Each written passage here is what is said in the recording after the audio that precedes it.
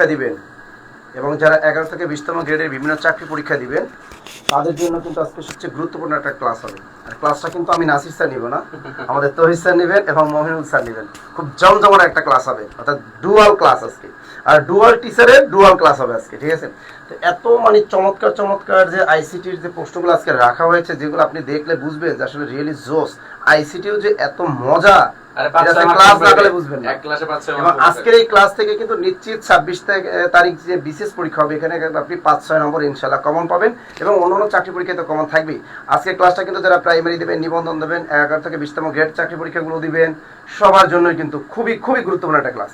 কে কোন জায়গা থেকে আজকে আমাদের লাইভ ক্লাসটা দেখতেছেন সেটা একটু কমেন্টের মাধ্যমে জানিয়ে দিবেন এবং একটু শেয়ার করে দেন। সবাই একটু শেয়ার করেন, কে কোন জায়গা থেকে আজকে লাইভ ক্লাসটা দেখতেছে একটু শেয়ার করেন। হ্যাঁ, হ্যালো, ওকে, দেখি আমাদের স্পন্দিত চাদর, ওরে বাবারে, ফাতেমা ইসলাম একজনকে মেনশন করছেন, এরকম আপনারা মেনশন করে দেন। আমাদের মল্লিক রুল্লাহ আছে খুলনা থেকে, আশুতোষ সরকার স্যার গাইবান্ধা থেকে আছেন, গুড। নাই স্যার পাঞ্জাবি অসাধারণ, কে বললা? অজন্তা দাস, কি বলে? আমার পাঞ্জাবিটা সুন্দর লাগে, তোমার পছন্দ হয়েছে? আচ্ছা, লাইট দেও না কেন ভাইয়া? এই তুমি রুমটা অন্ধকার, লাইট সুইচ গুলো অন করা হয় না তো? আমি কি কারণ কি আমাদের অন্ধকার দেখাচ্ছে কেন? দেন, এই তো গুড, দেন এই তো গুড, জায়গা দেখাবে এখন। আচ্ছা, কেমন আছেন স্যার? খুবই ভালো আছি সবাই। আমাদের আশুতোষ সরকার বলছেন শেয়ারটা নরসিংদী থেকে দেখছি, মামুন মিয়া তিনি আমাদের নরসিংদী থেকে দেখতেছেন কিন্তু, তাই না? আচ্ছা, ওখানে হ্যাঁ আমাদের ওই যে কুমিল্লা থেকে আছে, আমি গাইবান্ধা থেকে আছি, গুড। আচ্ছা, চমৎকার চমৎকার। দেখি মুক্তামণি, আজকে মুক্তামণি আছেন, সে কুমিল্লা থেকে আছে। আমার কিন্তু বলি যে ঢাকার বাড়ি, কুমিল্লার নারী, কুমিল্লার মেয়ে নাকি খুব সুন্দর হয়, কথা সত্য কিনা জানেন স্যার? সত্য? সব এলাকার মেয়েরাই সুন্দর হয়, সব এলাকা, বিশেষ করে কুমিল্লা। বিশেষ কুমিল্লা। তার মানে আপনার গার্লফ্রেন্ড ছিল নাকি কুমিল্লা? মোহাম্মদ স্যার ছিল নাকি? আচ্ছা, এই যে সাদিয়া একটা কক্সবাজার থেকে, গুড। আমাদের লোকমান হাকিম অনেক বছর পর আসলো ক্লাস করতে, মাশাআল্লাহ, আলহামদুলিল্লাহ, বা গুড। সুজন চন্দ্র শীল আছেন ভোলা থেকে, আমাদের মনিরুজ্জামান মৃধা বরিশাল থেকে আছেন, ওয়াও। আমাদের জিয়াউল আছেন জামালপুর থেকে, আর কে আছেন? মোহাম্মদ বিলাল হোসেন আছেন, আমাদের স্বপ্না আক্তার পঞ্চগড় থেকে আছে, সুমি আছেন আমাদের সাথে, ঋতু আক্তার আছেন আমাদের সাথে। কে কয়টা শেয়ার করেন একটু কমেন্ট করে জানাবেন, আর সবাই আপনার ফ্রেন্ডদেরকে মেনশন করে দেন, কারণ সেই ক্লাসটা কিন্তু খুবই গুরুত্বপূর্ণ ক্লাস, ঠিক আছে? আর আমাদের একদম 26 তারিখের আগ পর্যন্ত, অর্থাৎ 25 তারিখ পর্যন্ত কিন্তু প্রতিদিন এরকম আমাদের লাইভ ক্লাস চলবে, যাতে আপনারা 26 তারিখের বিশেষ পরীক্ষায় অনেক প্রশ্ন কমন পান। ওকে, নয়ন আছে আমাদের, উম্মে হাবিবা আছে, আমাদের তাবাচ্চুম আছেন আমাদের সাথে, যোগেশ, এস এম বাহাদুর। স্যার আপনি কক্সবাজার কখন আসবেন? আমি কক্সবাজার কখন আসব? আচ্ছা, আমাদের মমিন স্যার তো কক্সবাজার যাবেন কালকে, না পরশুদিন? কালকে রওনা দিব। শনি রবিবার কক্সবাজার সাথে ক্লাস দিবেন আমাদের মমিনুল স্যার, ঠিক আছে? আমারও পাবেন, ওয়েট করেন, টেনশন নিয়েন না স্যার। ঈদের পাঞ্জাবি মনে হচ্ছে মাহমুদা মৌসুমী, তোমরা তো পাঞ্জাবি আমার গিফট করা না, এই জন্য আমি টাকা দিয়ে কিনলাম একটা। স্যার 190টা শেয়ার করছে জিয়াউল ইসলাম, বাবা এগুলি বাবা, লাল পাঞ্জাবিতে সেই লাগছে স্যার, তাই নাকি? ওকে, দেখ কোনো ছেলেরা, কোনো মেয়ে কয় না, কিন্তু কোনো মেয়েরা কয় না যে স্যার আজকে লাল পাঞ্জাবি আপনাকে সুন্দর লাগতেছে, সব ছেলেরা। হ্যাঁ, এই তো গুড, তার মানে আমরা বেশি ভালোবাসে ছেলেরা, মেয়েরা কম বাসে। আচ্ছা, ভাবনাই শুধু তুমি, সালাম দিয়েছেন, ওয়ালাইকুম আসসালাম। মমিনুল স্যার কই? স্যার আপনি চলে যান, এই যে দেন, ওটা দেন। কেন? ওটাতে কল আসতেই থাকবে, বুঝি ওইখানে কমেন্ট আমি চার্জ দেখতে। স্যার কিছু বলেন। আসসালামু আলাইকুম, সবাইকে আজকের ক্লাসে স্বাগত জানাচ্ছি। তো আজকে আমরা যে প্রশ্নগুলো সিলেক্ট করেছি, এই প্রশ্নগুলো যদি আমরা সলভ করতে পারি, বুঝে বুঝে সলভ করতে পারি, তাহলে আমরা আশা করতে পারি যে আমাদের অন্তত 5 থেকে 6 মার্ক আগামী 26 তারিখের পরীক্ষায় কমন আসবে। তো আমরা আসলে আজকে যে কয়টা কোশ্চেন নিচ্ছি, তো আজকে সম্ভবত আমরা 25টা কোশ্চেন নিচ্ছি।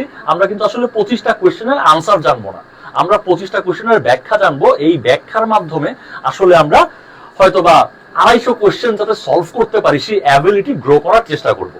তো আমাদের টার্গেট আসলে শুধু এই কোশ্চেন সলভ করা না, এগুলোর কমপ্লিট সলিউশন আপনাকে দেয়া, এবং এই সলিউশনের মাধ্যমে আপনি যাতে আরো অনেক বেশি প্রশ্ন সমাধান করতে পারেন সেই ব্যাপারটা এনশিওর করা।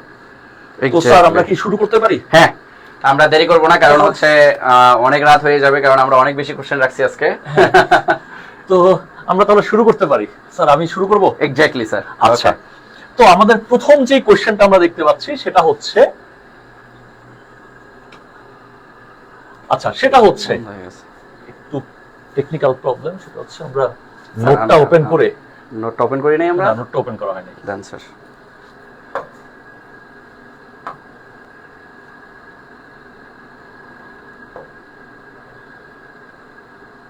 আসতেছে নোট।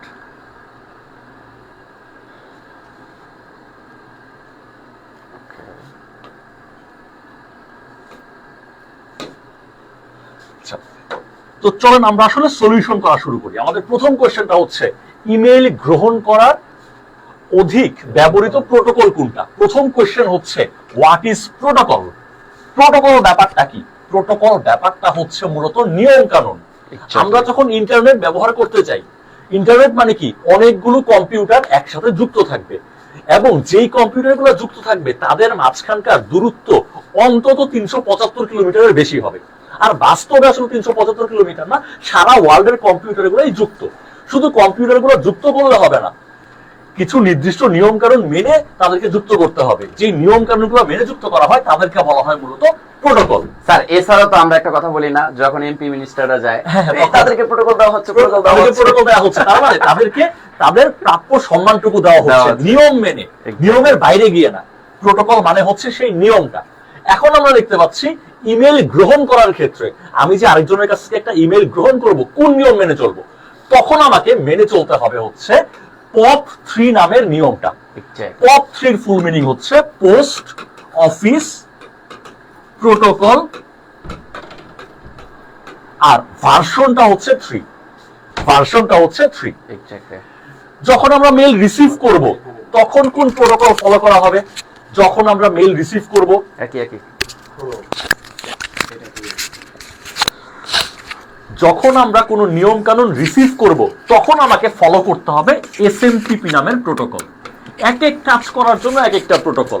যখন আমরা মেইল রিসিভ করব তখন আমরা POP3 প্রোটোকল ফলো করব। যখন মেইল সেন্ড করব তখন SMTP, sending mail transfer protocol আমাকে ফলো করতে হবে।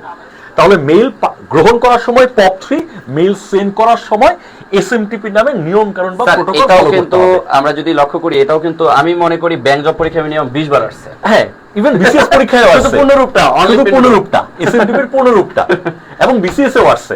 তাহলে মেইল পাঠানোর সময় SMTP, মেইল গ্রহণ করার সময় POP3।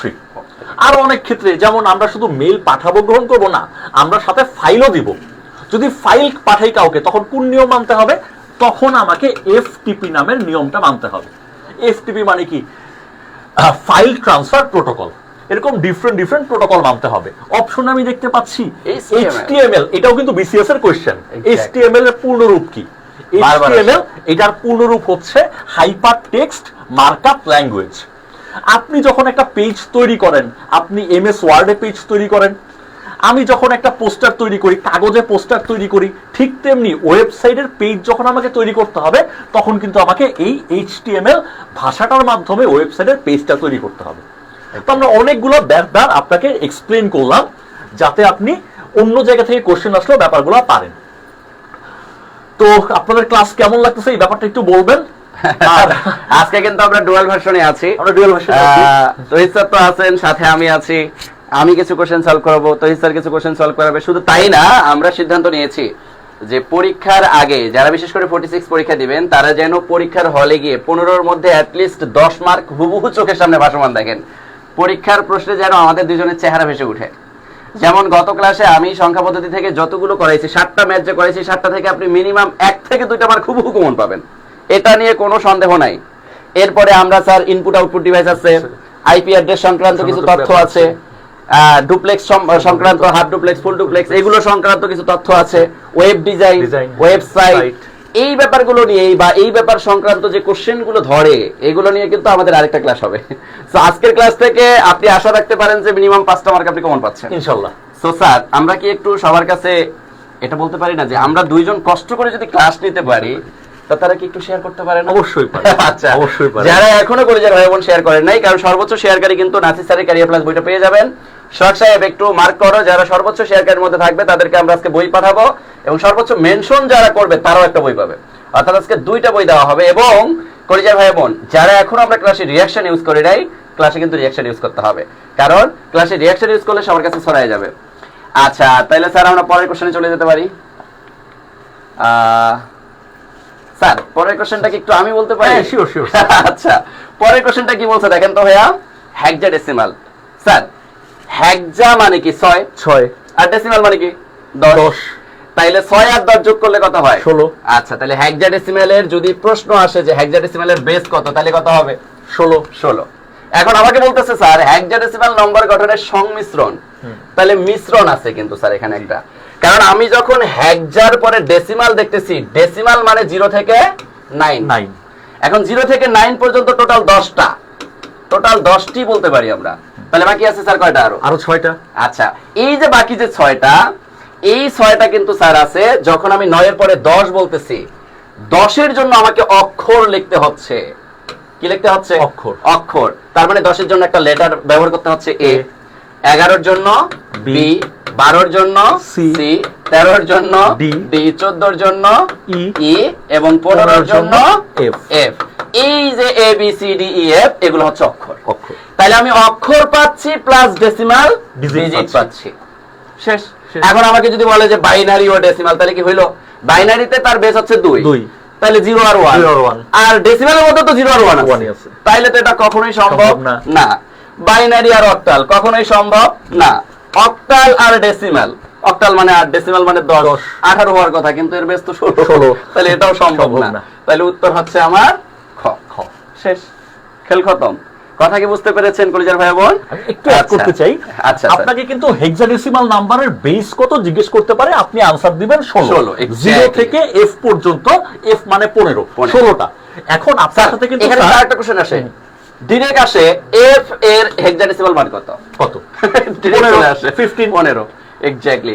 তার মানে 10 মানে 11 মানে বি, 12 মানে সি, হঠাৎ করে আসতে হতে পারে 13 মানে কত?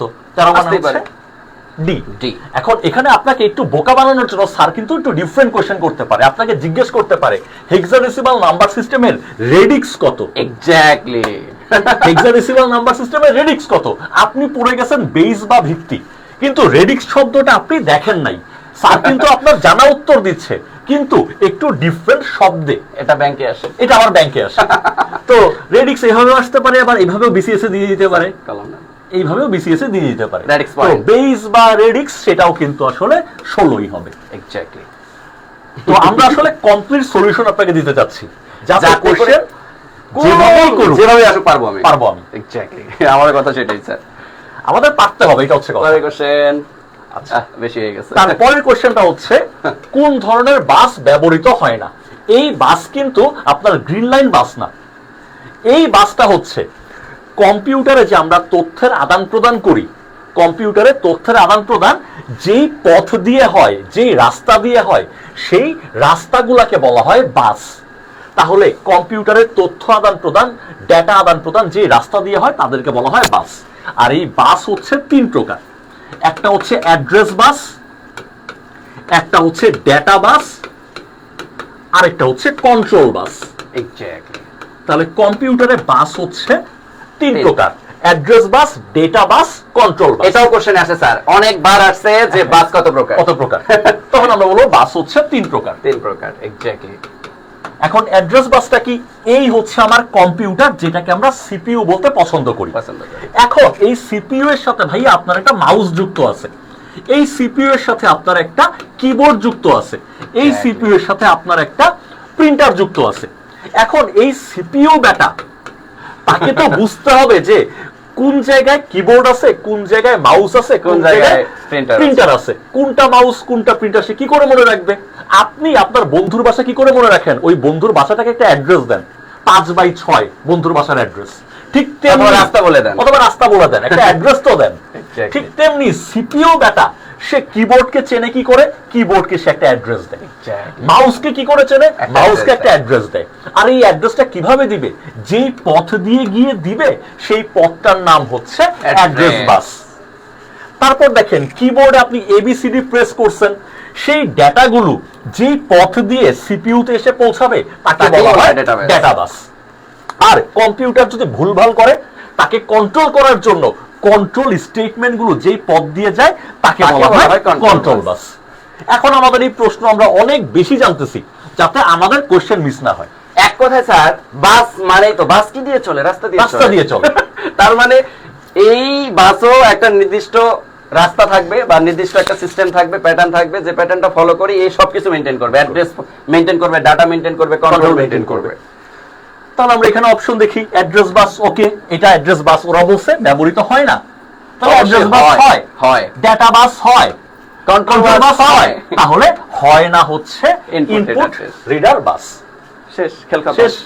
সো এই রিলেটেড কোনো কোশ্চেন আসলে আমরা ইনশাআল্লাহ পারবো, আর কেউ পারুক না পারুক। Exactly sir. স্যার আমরা কি পরের কোশ্চেনে যেতে হ্যাঁ, পারি? অবশ্যই। আচ্ছা পরের কোশ্চেন আমরা যেতে পারি। ওয়াও স্যার, স্যার এটা বলে অ্যামেজিং একটা কোশ্চেন। হ্যাঁ আমারই, কিন্তু দেখেন এই টাইপের কোশ্চেন গুলো স্যার রিসেন্টলি অনেক বেশি আসছে, অনেক বেশি আসতেছে, ইভেন ব্যাংকে। হ্যাঁ স্যার, বাইট আর বিট এটার মধ্যে অনেকে কনফিউশন তৈরি করে। কনফিউশনে পড়েছে। এখন আমার কথা হচ্ছে বিট আর বাইট এই দুটোর মধ্যে অবশ্যই পার্থক্য আছে। অবশ্যই। যখন আমাকে বলা হচ্ছে 1 বাইট, যখন আমাকে বলা হচ্ছে 1 বাইট, ভাইয়া আপনাকে 1 বিট বলে নাই, বাইট বলছে, বাইট, বেকার বা রস্যই ত। তাহলে বাইট যখন বলবে তখন আপনাকে বুঝে নিতে হবে এখানে একের জায়গায় এবার বিসিএ যে প্রশ্নে চলে আসলো 5 বাইট সমান কত, আসতে পারে না? আসতে পারে। তা আমি 1 বাইট যদি জানি 5 বাইটও জানবো, পারবো। যে কোনো বাইটই আমরা জানবো। তাইলে 1 বাইট হচ্ছে ভাইয়া basically 8 bit. Bit 8 bit, not byte. তাহলে আমাকে যখন এটার সামনে একটা 1 লাগায় দিবে, এটা ইকুয়াল আমি বলতে পারবো 8 বিট। এখন কোশ্চেন হচ্ছে একের জায়গায় আমাকে বলবে 5 বাইট ইকুয়াল কত, তাহলে 5 বাইট ইকুয়াল কত, 5 8 40। 40, তাহলে 40 বিট। এরকমই সিম্পল কিছু কোশ্চেন আমাকে করবে। আরো কিছু কোশ্চেন করে স্যার, অনেক সময় বলে 1 ওয়ার্ড সমান কত, 1 ওয়ার্ড সমান কত? আসে না স্যার? আসে। তাহলে এটা কি আমরা পারবো না? অবশ্যই পারবো। তাহলে বলেন, আপনারা বলেন 1 ওয়ার্ড সমান কত? 1 ওয়ার্ড সমান কত, একটু দ্রুত বলতে হবে, দেখি কারা কারা পারেন। সেম কোশ্চেন কিন্তু 1 ওয়ার্ড সমান কত, 1 ওয়ার্ড সমান কত, অথবা মাঝে মধ্যে বাংলায় আসে স্যার যে একটি শব্দ সমান কত, একটি শব্দ সমান কত, মাঝে মধ্যে বাংলায় দিয়ে দেয়, আবার মাঝে মধ্যে ইংলিশে দিয়ে। আচ্ছা সবাই কমেন্ট করতেছেন, মাশাআল্লাহ মাশাআল্লাহ মাশাআল্লাহ মাশাআল্লাহ মাশাআল্লাহ। সাউন্ড কোয়ালিটি একটু ভালো না, আচ্ছা ঠিক আছে, আমরা সাউন্ড কোয়ালিটি আপডেট করে নিব, সমস্যা নেই। কই স্যার উত্তর তো দিচ্ছে না। আচ্ছা সবাই বলতেছে স্যার, কেউ বলতেছে 16 বিট, কেউ বলতেছে 8 বিট। স্যার এক্স্যাক্টলি কোনটা হবে? এক্স্যাক্টলি এখানে কিছুটা কন্ট্রোভার্সি আছে, হ্যাঁ। তবে আমাদের বেস্ট পসিবল চয়েস হচ্ছে 16 বিট। এক্স্যাক্টলি আমরা ওইটাকে বেস্ট পসিবল স্ট্যান্ডার্ড ধরে নিব। যদি ওয়ার্ড বলে, ডিরেক্টলি উচ্চারণ যদি ওয়ার্ড বলে, তাইলে আপনি হচ্ছে 16 বিট এটা উত্তর দিয়ে চলে আসবেন। কথা কি বুঝতে পারছেন? এখানে অনেকে হচ্ছে 8 বিট 8 বিট 8 বিট আর 16 বিট এটার মধ্যে একটা মানে আসলে আগে 8 বিটই ছিল, বাট এখন বর্তমানে 16 বিট 16 বিটে আপগ্রেড হয়ে convert 32 বিটও হয়ে গেছে। তবে আমাদের জন্য স্ট্যান্ডার্ড লেভেলটা হচ্ছে 16 বিট। এটাকে আমরা স্ট্যান্ডার্ড ধরে এটাকে আমরা আনসার দিই। কিন্তু আমরা যদি প্রথম দিকের কথা চিন্তা করি, তখন 8 ছিল, তখন 8 ছিল, কারণ তখন ক্যারেক্টার আপনাকে এই কোশ্চেন করতে পারে এক ক্যারেক্টার সমান কত। এক্স্যাক্টলি তখন ক্যারেক্টারের বিটটা সেম ছিল বলে তখনকার বইগুলোতে 8 বিট লেখা থাকতো, বাট এখন আমাদের স্ট্যান্ডার্ড লেভেল হচ্ছে 16। আরেকটা জিনিস আমরা একটু অ্যাড করতে পারি, বা কেউ বলতে পারেন আমাদেরকে নিবেল ব্যাপারটা কি? এক্স্যাক্টলি এটা আসতে পারে। নিবেল ব্যাপারটা কি? এক নিবল, এক নিবল কত? এক নিবল কত, এক্স্যাক্টলি স্যার। এটা খুবই গুরুত্বপূর্ণ একটা হ্যাঁ। সিস্টেম উচ্চারণ করছেন Right. স্যার। এবং আমি যতটুকু জানি এক নিবল এই কোশ্চেনটা ব্যাংক জব পরীক্ষায় মিনিমাম 5 বার বা 7 বার আসছে, ব্যাংক জবে বেশি আসে। সবচেয়ে বেশি আসছে। হ্যাঁ, এক নিবল হচ্ছে 4 বিট। 4 বিট, অর্ধেক। অর্ধেক। আবার আপনাকে জিজ্ঞেস করতে পারে বিটের পূর্ণরূপ কি? হ্যাঁ, বিট পার। বিটের পূর্ণরূপ কি? বিটের পূর্ণরূপ বিটের হচ্ছে পূর্ণরূপ আসতে পারে বাইনারি ডিজিট। আবার স্যার বিপিএস এটার উপর চাইতে পারে, bit per second. Bit per second. আবার আপনাকে দেখেন পূর্ণরূপ কিন্তু ট্রিক্স করে চাইতে পারে, একটা হচ্ছে বিপিএস, আরেকটা হচ্ছে স্মল বিপিএস। হ্যাঁ, দুইটার মধ্যে ক্যাপিটাল বিপিএস এবং স্মল বিপিএস, দুটো কিন্তু ডিফারেন্ট আনসার। আচ্ছা এটাকে আমি যদি পুরো লিখি, বিট মানে হচ্ছে বাইনারি ডিজিট, বাইনারি থেকে বাই আর ডিজিট থেকে টি, দুইটা মিলে হচ্ছে বিট। আর বাইনারি ডিজিট মানে আপনি জানেন তারা হচ্ছে 0 আর 1, 0 আর 1। তাই বিটেরও 0 আর 1 ছাড়া অন্য কিছু হওয়া পসিবল না। আর যদি আমরা এখানটায় আসি, স্মল বি মানে বিট, আর পিএস মানে তো খুব সহজ পার সেকেন্ড, আর ক্যাপিটাল বি যখন আপনি দেখবেন তখন সেটার মানে কিন্তু বাইট। ক্যাপিটাল বি মানে কিন্তু বাইট পার সেকেন্ড, একটা বিট পার সেকেন্ড একটা বাইট পার সেকেন্ড, এটা হচ্ছে byte per second. Capital B মানে বাইট আর স্মল বি মানে হচ্ছে বিট। আপনি যখন নেটের কানেকশন নিতে যান তখন দেখবেন আইএসপি বা ইন্টারনেট সার্ভিস প্রোভাইডার আপনাকে দিচ্ছে হয়তোবা 10 Mbps, এম এর পরে কিন্তু বিটা স্মল লেটার থাকে। তার মানে সে কিন্তু 10 মেগাবিট পার সেকেন্ড দিচ্ছে, বাইক দিচ্ছে না, বাইট দিচ্ছে না। কিন্তু আপনি যখন সিনেমা ডাউনলোড করেন তখন দেখবেন সিনেমার সাইজটা কিন্তু আচ্ছা সিনেমা না, গান ডাউনলোড করেন 10 এর সাথে মিলাতে যাচ্ছি, বা ছোট ভিডিও ডাউনলোড করেন তখন সেটা কিন্তু 10 এমবি হয়। এই ক্যাপিটাল বি মানে কিন্তু বাইট আর স্মল বি মানে কিন্তু বিট। দেখেন আমরা কিন্তু আপনাকে কমপ্লিট সলিউশন দিতে চাচ্ছি যাতে আপনি যেখান থেকে কোশ্চেন আসুন না কেন আপনি পারবেন। স্যার সত্যি কথা বলতে এই যে জায়গাটা কেউ যদি বুকে হাত দিয়ে বলে, আমি মনে করি 90% স্টুডেন্টের অজানা ছিল। হ্যাঁ হ্যাঁ, এটা আসলে কারণ যদি বড় বিপিএস ও আসতো তাও ওরা বিট পার সেকেন্ড দিয়ে চলে আসতো, আবার ছোট বিপিএস ওটাও বিট পার সেকেন্ড, কিন্তু একটা যে বিট পার সেকেন্ড আর একটা যে বাইট পার সেকেন্ড এই কনফিউশনটাই তারা জানতো না। এই মজা পাইছেন? তাহলে দেখেন কত সুন্দর করে আপনারা জিনিসটা বুঝতে পারলেন। তাই এভাবে হচ্ছে আপনারা জানতে পারবেন, ইজিলি জানতে পারবেন। স্যার আপনার কোশ্চেন। আমার কোশ্চেন, আচ্ছা রম কোশ্চেনটা হচ্ছে রম ভিত্তিক প্রোগ্রামের নাম কি? যেই প্রোগ্রামটা যেই সফটওয়্যারটা রমে রাখা হয় তার নাম কি? দেখেন রমে কিন্তু আমি কিন্তু নাটক সিনেমা রমে রাখি না। আমি রমে কোন জিনিসটা রাখি? যেই জিনিসটা মহা গুরুত্বপূর্ণ সেই জিনিসটা আমি রাখি রমে। কেন রাখি? কারণ যখন আমরা আবেগের বশবর্তী হয়ে অতীত স্মৃতি ভুলতে চাই, যেমন আমাদের মমিনুল স্যারের কুমিল্লার গার্লফ্রেন্ড ছিল, তো নিশ্চয়ই স্যার তাকে বিয়ে করে নাই, স্যার কিন্তু তার অতীত স্মৃতি ভুলে যেতে যাচ্ছে। সেই অতীত স্মৃতি ভুলতে গিয়ে স্যার কি করছে? স্যারের কম্পিউটারে যত ডাটা ছিল সব ডিলিট করে দিছে। এখন সব ডিলিট করতে গিয়ে যদি বায়োসের মতো মহা গুরুত্বপূর্ণ ডেটাকে ডিলিট করে দেয় তাহলে কিন্তু আমার কম্পিউটারই অন হবে না। স্যার যাতে সব শেষ, স্যার যাতে আবেগের বশবর্তী হয়ে সব ডিলিট করতে পারে, স্যারের অতীত স্মৃতির ছবি ডিলিট করুক, গান ডিলিট করুক, কিন্তু কম্পিউটার চালু হয় বায়োসের মাধ্যমে। বায়োস যাতে স্যার ডিলিট না করে সেই জন্য এরকম মহা গুরুত্বপূর্ণ সফটওয়্যার গুলাকে যেই মেমোরিতে রাখা হয় তার নাম হচ্ছে রম। নামেই দেখেন রিড অনলি মেমোরি, তার মানে অনলি রিড করতে পারবেন, পড়তে পারবেন, বুঝতে পারবেন না, এডিট করতে পারবেন না, লিখতে পারবেন না। তো এই রমের ভেতর মহা গুরুত্বপূর্ণ যে প্রোগ্রামটা থাকে সেটা থাকে মোটামুটি স্থায়ী ভাবে, যাকে সহজভাবে ডিলিট করা যায়। এই জন্য স্যার এটার আরেক নাম স্থায়ী মেমোরি, এই জন্য এটাকে স্থায়ী মেমোরিও বলা হয়। আর এখানে যেহেতু আমরা স্থায়ী ভাবে রাখবো, দৃঢ় ভাবে রাখবো, দৃঢ় মানে কি ফার্ম, ফার্ম ভাবে রাখবো, সেই জন্য রমের ভেতরে যে প্রোগ্রাম সফটওয়্যার ডেটাগুলাকে রাখি সেগুলাকে বলা হয় ফার্মওয়্যার। ফার্মওয়্যার এক্স্যাক্টলি, সেগুলাকে বলা হয় এফআইআর, ফার্মওয়্যার। ফার্ম ভাবে বসে থাকবে সেই কারণে। তো যারা পারবেন তারা কিন্তু আনসারগুলো দিয়ে দিবেন, দিয়ে দিচ্ছে অনেকেই আনসার, অনেকেই দিয়েছে, তাদের সবাইকে অসংখ্য ধন্যবাদ। ধন্যবাদ। আমরা পরের কোশ্চেনে যেতে পারি। স্যার আমার কোশ্চেন, আচ্ছা ঠিক আছে আমি করাই। হ্যাঁ শিওর। আমার কোশ্চেন বলতে স্যারের কোশ্চেন বলতে কোনো কিছু না, আসলে ডুয়াল কনভার্সনে যেটা হয় মনোযোগটা ভালো হয়। আমি যখন একা পড়াবো তখন অ্যাট্রাকশনটা যেমনটা হওয়ার কথা, যেমন গতকালকে আমি একা করেছি মাত্র 500 বা 550 স্টুডেন্ট ক্লাস করছেন, কিন্তু আজকে কিন্তু অ্যারাউন্ড প্রায় 700-র মতো স্টুডেন্ট ক্লাস করতেছেন। তো এটা হচ্ছে কিসের কারণে? মজার কারণে। কারণ আমার কাছে কোনো একটা ডেটা যদি মিসিংও হয় তো এই স্যার কিন্তু সাথে সাথে সেটা ধরে দিচ্ছে। আমার কোনো মিসিং হলে স্যার কিন্তু সেটা বলে দিচ্ছেন। তো এই যে ডুয়াল কনভার্সনে এটা হচ্ছে সবচেয়ে একটা বেস্ট ওয়ে। কেন? কারণ আমরা তো চিন্তা করছি যে আজকে আমরা যে কটা কোশ্চেন সলভ করাবো এই কটা থেকে যাতে করে আপনি নিশ্চিত 5টা বা 6টা কোশ্চেন হুবহু কমন পান। কারণ আমরা একটা ডেটার সাথে অনেকগুলো ডেটা দিতে চাচ্ছি এই জন্য যে আমার একটা মিসিং হলে তৈরি স্যার ধরতেছে, তৈরি স্যারের একটা মিসিং হলে হয়তো আমি ধরতেছি, এটার মাধ্যমে পরিপূর্ণতা পাওয়া যাচ্ছে। আর এগুলো তো স্যার বারবার আসা প্রশ্ন। দেখেন এই কোশ্চেন নিবন্ধনে আসছে, চিন্তা করা যায়। আবার ব্যাংক পরীক্ষায় তো আসেই। তা দেখেন স্যার এটা আপনি অলরেডি উত্তর দিয়ে দিচ্ছেন স্যার, অলরেডি উত্তর কিন্তু দিয়ে দিচ্ছেন আপনি, যে যখন আমাকে বলতেছে HTML মানে এটার পূর্ণরূপ চাইছে আমার, তাহলে হাইপারটেক্সট মার্কআপ ল্যাঙ্গুয়েজ। তা আমি দেখতেছি হাইপ্রো, ধরতারি হাইপ্রো আবার কি, আবার হাইপো এটাও তো হওয়ার সম্ভাবনা নাই, হাইপো এটাও হওয়ার সম্ভাবনা নাই, হাই এটাও হওয়ার সম্ভাবনা নাই, হাইপার টেক্সট মেশিন ল্যাঙ্গুয়েজ। আচ্ছা স্যার আমাদের কি মনে হয় কোথাও একটা মিসিং আছে? মার্কআপ হবে আর কি, মার্কআপ হবে। মার্কআপ যেখানে আছে সেখানে এই জায়গায় বানান ভুল, এখানে হাইপার হবে। হ্যাঁ তাহলে দেখি টাইপিং মিস্টেক হয়ে গেছে। যদি কোন না স্যার অনেক সময় যদি এভাবেই দেওয়া থাকে, আচ্ছা হ্যাঁ যদি ভুলই থাকে, ভুল যদি থাকে, ভুল কিন্তু থাকে স্যার, থাকতেই পারে। বিসিএ যে প্রতি বছর একটা দুটো ভুল দেয় থাকেই। এখন স্যার যদি কোনো কারণে এটা হাইপো থাকে, কেউ যদি এটা টিক দিয়ে আসে কি মার্ক পাবে? হ্যাঁ এখানে পাওয়া উচিত, কারণ মূল কনসেপ্টটা হচ্ছে আমার মার্কআপ ল্যাঙ্গুয়েজ। কিন্তু তারপরেও পরামর্শ স্যার আমার যেটা মনে হয়, কারণ HTML হাইপার যেহেতু আমার ফুল মিনিং এর ক্ষেত্রে আসতেছে বড় ব্যাপার স্যাপার, বড় ব্যাপার স্যাপার। হাইপো মানে ছোট, হাইপার মানে বড়।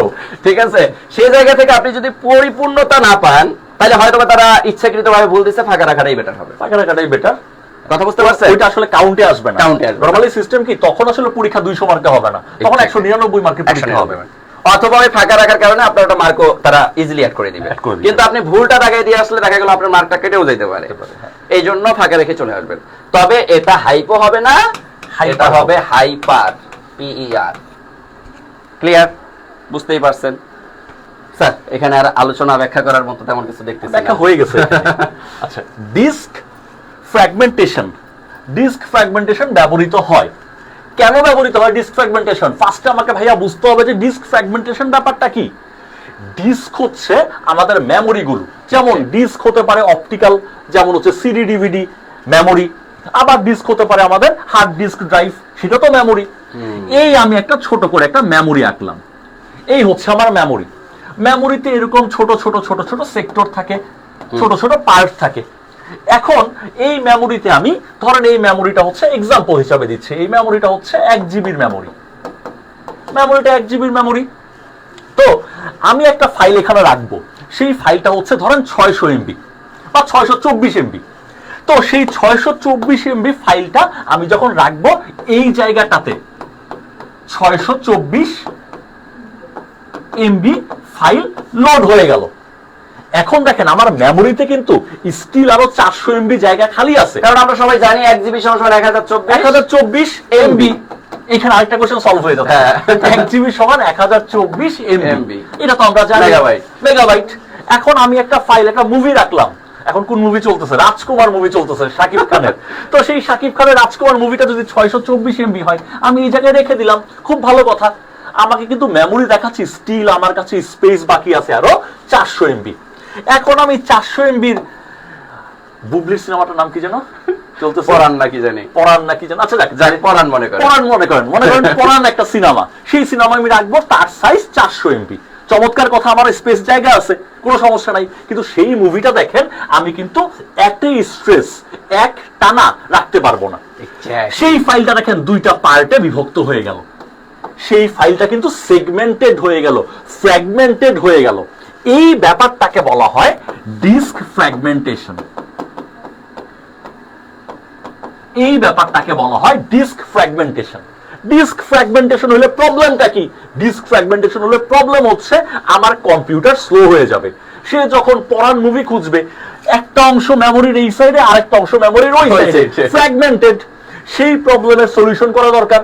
সেই প্রবলেমটার সলিউশন হচ্ছে ডিস্ক ডিফ্র্যাগমেন্টেশন। এই ব্যাপারটা, অর্থাৎ আমি এই ব্যাটাকে চাপায় দিব, ওই জায়গাটাকে একসাথে করে দিব।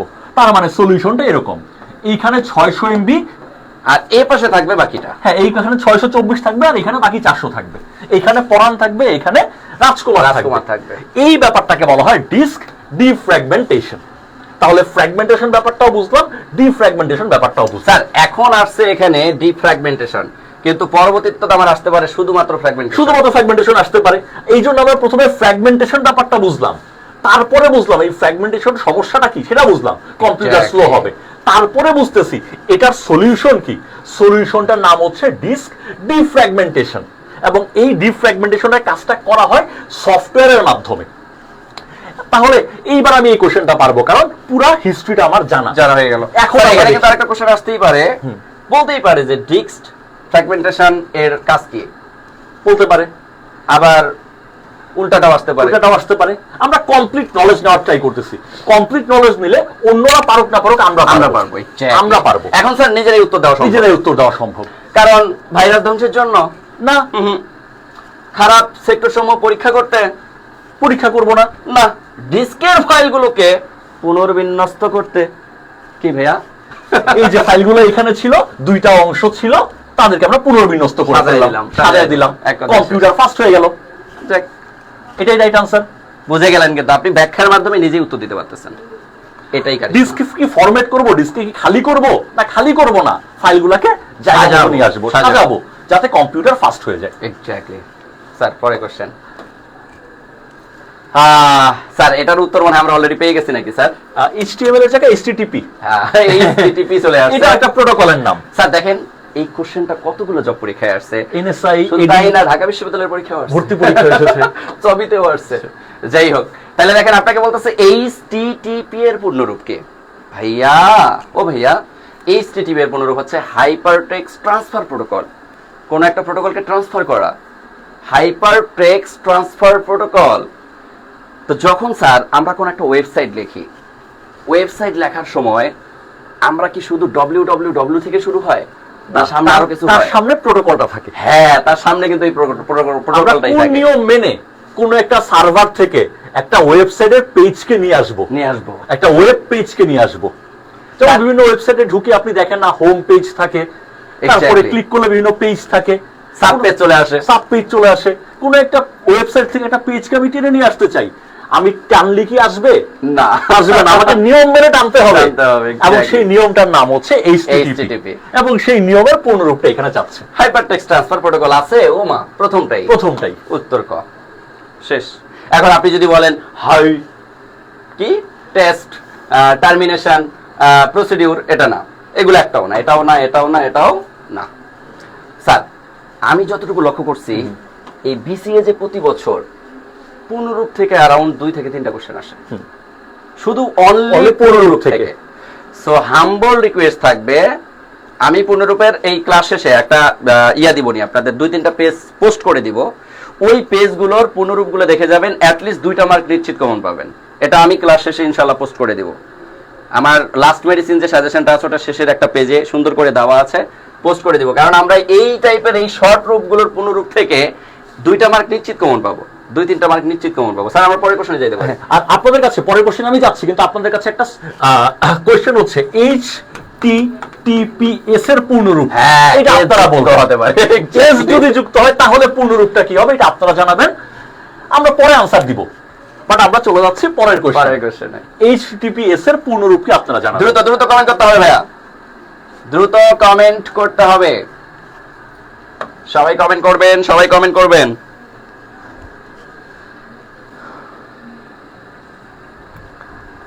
সবাইকে কমেন্ট করতে হবে স্যার, আমরা এটা আসতেই পারি। হ্যাঁ হ্যাঁ। তারপরের কোশ্চেন হচ্ছে কোন প্রোটোকলটি ইন্টারনেট সংযোগের ক্ষেত্রে সর্বাধিক ব্যবহৃত হয়। অনেক তো প্রোটোকল আছে, ইন্টারনেট সংযোগ স্থাপন করতে গেলে কোন প্রোটোকলটা সবচেয়ে বেশি ব্যবহৃত হয়। দেখি এটা আপনার আনসার করতে পারা উচিত। পারবে মনে হয়, সবাই পারবে, সবার পারা উচিত। আমি একটু ব্যাখ্যা দিই এখানে। ইন্টারনেট মানেটা কি আসলে, আপনাকে প্রথমেই জিজ্ঞেস করতে পারে ইন্টারনেটের মানে কি আসলে। ইন্টারনেটের মানে হচ্ছে একটা অনেক বড় নেটওয়ার্ক। তার মানে এই ব্যাটার প্রথম বৈশিষ্ট্য হচ্ছে এই ব্যাটা একটা ওয়াইড এরিয়া নেটওয়ার্ক। এই ব্যাটা ওয়াইড এরিয়া নেটওয়ার্ক, তার মানে তার মিনিমাম ডিস্টেন্স হবে 375 কিলোমিটার। অনেক জায়গায় আপনি 100 কিলোমিটারও পাবেন, সেটাও রাইট। বাট আমি আপনাকে বলতেছি IEEE রেফারেন্সটা 375 স্যার, এখন এটাই এটা হয়তো তাহলে বইগুলোতে চলে আসছে, আগে অন্য কিছু লেখা থাকতো, আমরা IEEEটা ইউজ করতেছি। তাহলে 1 হচ্ছে আমাদের প্রথম শর্ত। সেকেন্ড শর্ত হচ্ছে আমরা যে এই 1টা বানাচ্ছি, ইচ্ছা মতো বানালে হবে না, আমাকে কিছু প্রোটোকল মানতে হবে, নিয়ম কানুন মানতে হবে। এবং একটা দুইটা নিয়ম কানুন না, এক সুটকেস নিয়ম কানুন। তো সেই এক সুটকেস নিয়ম কানুন, তো সেই সুটকেসটার নাম হচ্ছে TCP/IP প্রোটোকল সুইট। সুটকেসের কেসটাকে বাদ দেওয়া হয়েছে, শুধু বলা হচ্ছে TCP/IP প্রোটোকল সুইট। তাহলে ইন্টারনেটের জন্য সংযোগের জন্য আমাকে কি ফলো করতে হবে? প্রোটোকল ফলো করতে হবে। এবং সেই প্রোটোকলের নামটা আপনি পেয়ে গেছেন, TCP/IP। বুঝতে পারছেন? অর্থাৎ আইপি, দেখেন আমরা অনেক সময় বলি না আইপিটা কি, আসলে আমরা অনেক সময় এটাও বলতে পারি যে শুধু আইপিটা কি, এটাও আসতে পারে। আবার দেখেন ডোমেইন নেম কি, এটাও আসতে পারে, তাই না স্যার? আসতে পারে। এখন স্যার আমরা যখন ডোমেইন নেম বলি, একটা সময় স্যার শুধুমাত্র আমি যতটুকু জানি কোন একটা ওয়েবসাইট তৈরি করার সময় শুরুর দিকে শুধুমাত্র আইপি দেওয়া হইতো, এখনো দেওয়া হয়। ছোট ছোট বাচ্চা ছেলেরা করে না, ওরা তো ডোমেইন নেম বোঝে না, পারে না, বা সেই অর্থও নাই তার। এখন আইপি মানে ভাইয়া সংখ্যাসূচক প্রতীক, অর্থাৎ এখানে কিছু সংখ্যাসূচক প্রতীক 4টা পর্বে দিতে পারে অথবা আরো বেশি। এখন IPv4 যেটা ওটা হচ্ছে 4টা পর্বে দেয়, 4টা পর্বে দেয়, অর্থাৎ এরকম 4টা অংশ থাকে, 4টা বাইট থাকে, প্রত্যেকটা অংশে 8 বিট 8 বিট 8 বিট, 4টা 32 বিট। বিট। এখন কথা হচ্ছে যদি কখনো আমাকে বলে যে আইপি কি, তাহলে এটার উত্তর কিন্তু এটাও হইতে পারে সংখ্যাসূচক প্রতীক। প্রতীক হতে পারে। আবার আপনাকে এটাও কোশ্চেন করতে পারে যে আইপি এর বদৌলতে আমরা কি ব্যবহার করে থাকি? Domain name. ডোমেইন নেম ব্যবহার করি। কারণ এই সংখ্যাসূচক প্রতীকের বদৌলতে আমরা যে নামটা ব্যবহার করতেছি এই নামটাকে বলা হচ্ছে ডোমেইন নেম। কথা কি বুঝতে পারছেন? এখন আপনাকে বলতে পারে ডোমেইন নেমের পরিবর্তনে আবার কি ব্যবহার করা হয়? আইপি। এখন মনে করেন কোন একটা ডিভাইস, মনে করেন আমি একটা ক্রাইম করছি, স্যারের মোবাইল দিয়ে আমি ক্রাইম করছি, স্যারের মোবাইল দিয়ে যদি আমি ক্রাইম করি ধরা কিন্তু খাবে স্যার। কেন? কারণ স্যারের আইপি দিয়ে স্যারের মোবাইলটাকে কি করা হবে? ট্র্যাক করা হবে বা হচ্ছে বের করা হবে। আচ্ছা, এটা ছবি এঁকে মনে হয় দেখালে ওদের জন্য একটু ইজি হবে। ইজি হবে। মনে করেন এটা হচ্ছে একটা কম্পিউটার, এবং এই কম্পিউটারের মালিক হচ্ছে ইউটিউব। হ্যাঁ, ইউটিউব হচ্ছে এই কম্পিউটারের মালিক, আর এটা হচ্ছে আমার মোবাইল ফোন। এখন দেখেন, আমি এই ইউটিউব কোম্পানির এই কম্পিউটার থেকে একটা ভিডিও দেখতে চাই। আমি কি করে এই কম্পিউটারে গিয়ে ভিডিওটা দেখব? দেখার উপায়টা কি? আমাকে তো জানতে হবে আমাকে কোন কম্পিউটারে যেতে হবে। এক্স্যাক্টলি। তো প্রতিটা কম্পিউটার যারা পরস্পরের সাথে ইন্টারনেটের মাধ্যমে যুক্ত বা নেটওয়ার্কের মাধ্যমে যুক্ত, প্রতিটা কম্পিউটারকে একটা ইউনিক নাম্বার দেয়া হয়। ওই ইউনিক নাম্বারটাই আইপি। এবং ওই ইউনিক নাম্বারটাই হচ্ছে আইপি। সেই ইউনিক নাম্বারটাই হচ্ছে আইপি। এখন এই আইপির জন্য ভার্সন আছে 4, IPv4, এবং আইপির জন্য ভার্সন আছে IPv6। স্যার, এই IPv4 এর বিট সংখ্যা কত? এটা মনে হয় দুইবার আসছে বেশি। হ্যাঁ, এটা দুইবার আসছে, এটাও একবার আসছে। এটাও একবার আসছে। IPv4 এর সম্ভবত কোশ্চেনটা আছেও আমাদের আছে, বিসিএস এর প্রিভিয়াস ইয়ার কোশ্চেন হিসেবে আছে এখানে। এখানে থাকতেছে হচ্ছে 32 বিট, এখানে 32টা বিট বা 4টা বাইট থাকতেছে। এই পদ্ধতি অনুসরণ করলে প্রতিটা কম্পিউটারের পরিচয় হয় 32টা বিটে। আর IPv6 যখন হবে তখন হবে 128 বিট। 28 বিট। তখন বিটের সংখ্যাটা হবে 128 বিট। এখন এই কম্পিউটার থেকে যে আপনি এই কম্পিউটারে পৌঁছাতে যাচ্ছেন, এই কম্পিউটারের আইপি অ্যাড্রেস জানা জরুরি। এখন আপনি তো শুধু ইউটিউব কোম্পানির কম্পিউটারে ঢোকেন না, আপনি গুগল কোম্পানির কম্পিউটারে ঢোকেন, ইয়াহুর কম্পিউটারে ঢোকেন, হাজার হাজার কম্পিউটারে ঢোকেন। মনে করেন এই কম্পিউটারের আইপি হচ্ছে, এক্সাম্পল হিসেবে বলতেছি, 122.168.15.23, এমনিতেই লিখলাম। হতেই পারে 4টা অংশ, 4টা বাইট। তো এটা তো মনে রাখা আমাদের পক্ষে সম্ভব না। সেই জন্য কি করা হচ্ছে, এই আইপি অ্যাড্রেসটাকে একটা নাম দিয়ে দেওয়া হচ্ছে। সেই নামটা হচ্ছে ডোমেইন নেম। স্যার, কথার কথা, মনে করেন সকিনা তার নামে একটা ওয়েবসাইট খুলতে যাচ্ছে, কিন্তু সকিনার আইপি দেওয়া হয়েছে এটা। এখন এই সকিনা নাম আমরা জানি না, তার আইপিটা জানি। এখন তার আইপি কি আমি মুখস্থ করবো?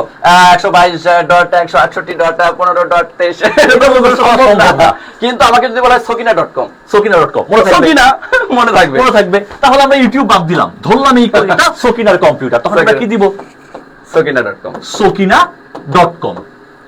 এটাই হয়ে গেল ডোমেইন নেম। আমরা লিখবো সকিনা.com, তারপর এই সকিনা.com কে বানানো হবে এই আইপি অ্যাড্রেস, আর সেই আইপি অ্যাড্রেসটার মাধ্যমে এই কম্পিউটারটা আমরা চিনতে পারবো। আবার স্যার, এখান থেকে আরেকটা কোশ্চেন আসতে পারে। এই .com ডোমেইন প্রকৃতি কিন্তু আবার দুই প্রকার, একটা জেনেরিক, আরেকটা কি? বলেন সবাই পারার কথা। জেনেরিক ডোমেইন আছে, আরেকটা হচ্ছে কান্ট্রি কোড ডোমেইন। অর্থাৎ দেশের নামের জন্য আমরা যেটা ব্যবহার করি সেটাকে বলা হয় কান্ট্রি কোড ডোমেইন। আর দেশের নাম ব্যতীত যত ডোমেইন আছে, .com, .net, .edu, এগুলো সব হচ্ছে জেনেরিক ডোমেইন। তার মানে দেখছেন, জেনেরিক বা হচ্ছে GTLD, generic top level domain. তাহলে এই যে জেনেরিক ডোমেইন যেগুলো, এগুলো সবগুলো হচ্ছে দেশের নাম বাদে। এখন দেশের নামের মধ্যে এখন যদি স্যার .bd আসে, তাহলে .bd, তাহলে এই যে .com আমরা যেটাকে বলতেছি, কথার কথা ডটের পরে যে ডোমেইন প্রকৃতি, এই ডোমেইন প্রকৃতি .bd দ্বারা কি বুঝতেছি? Country code top level domain. তার মানে এটা দেশের নামের জন্য ডোমেইন ব্যবহার করতেছি। তার মানে ডোমেইন প্রকৃতি আবার দুই প্রকার, একটা হচ্ছে কান্ট্রি কোড ডোমেইন, আর একটা হচ্ছে জেনারিক টপ লেভেল ডোমেইন। কথা কি ক্লিয়ার? তাহলে কত ধরনের কোশ্চেন আসতেছে স্যার? এগুলো আমরা কমপ্লিট সলিউশন দিয়ে আমরা এখানে আসি। আরেকটা ব্যাপার যদি বলি, মাথায় আসতেছে আর কি, দুজন মিলে আলোচনা করলে মাথায় আসে। এই যে দেখেন, আমরা এই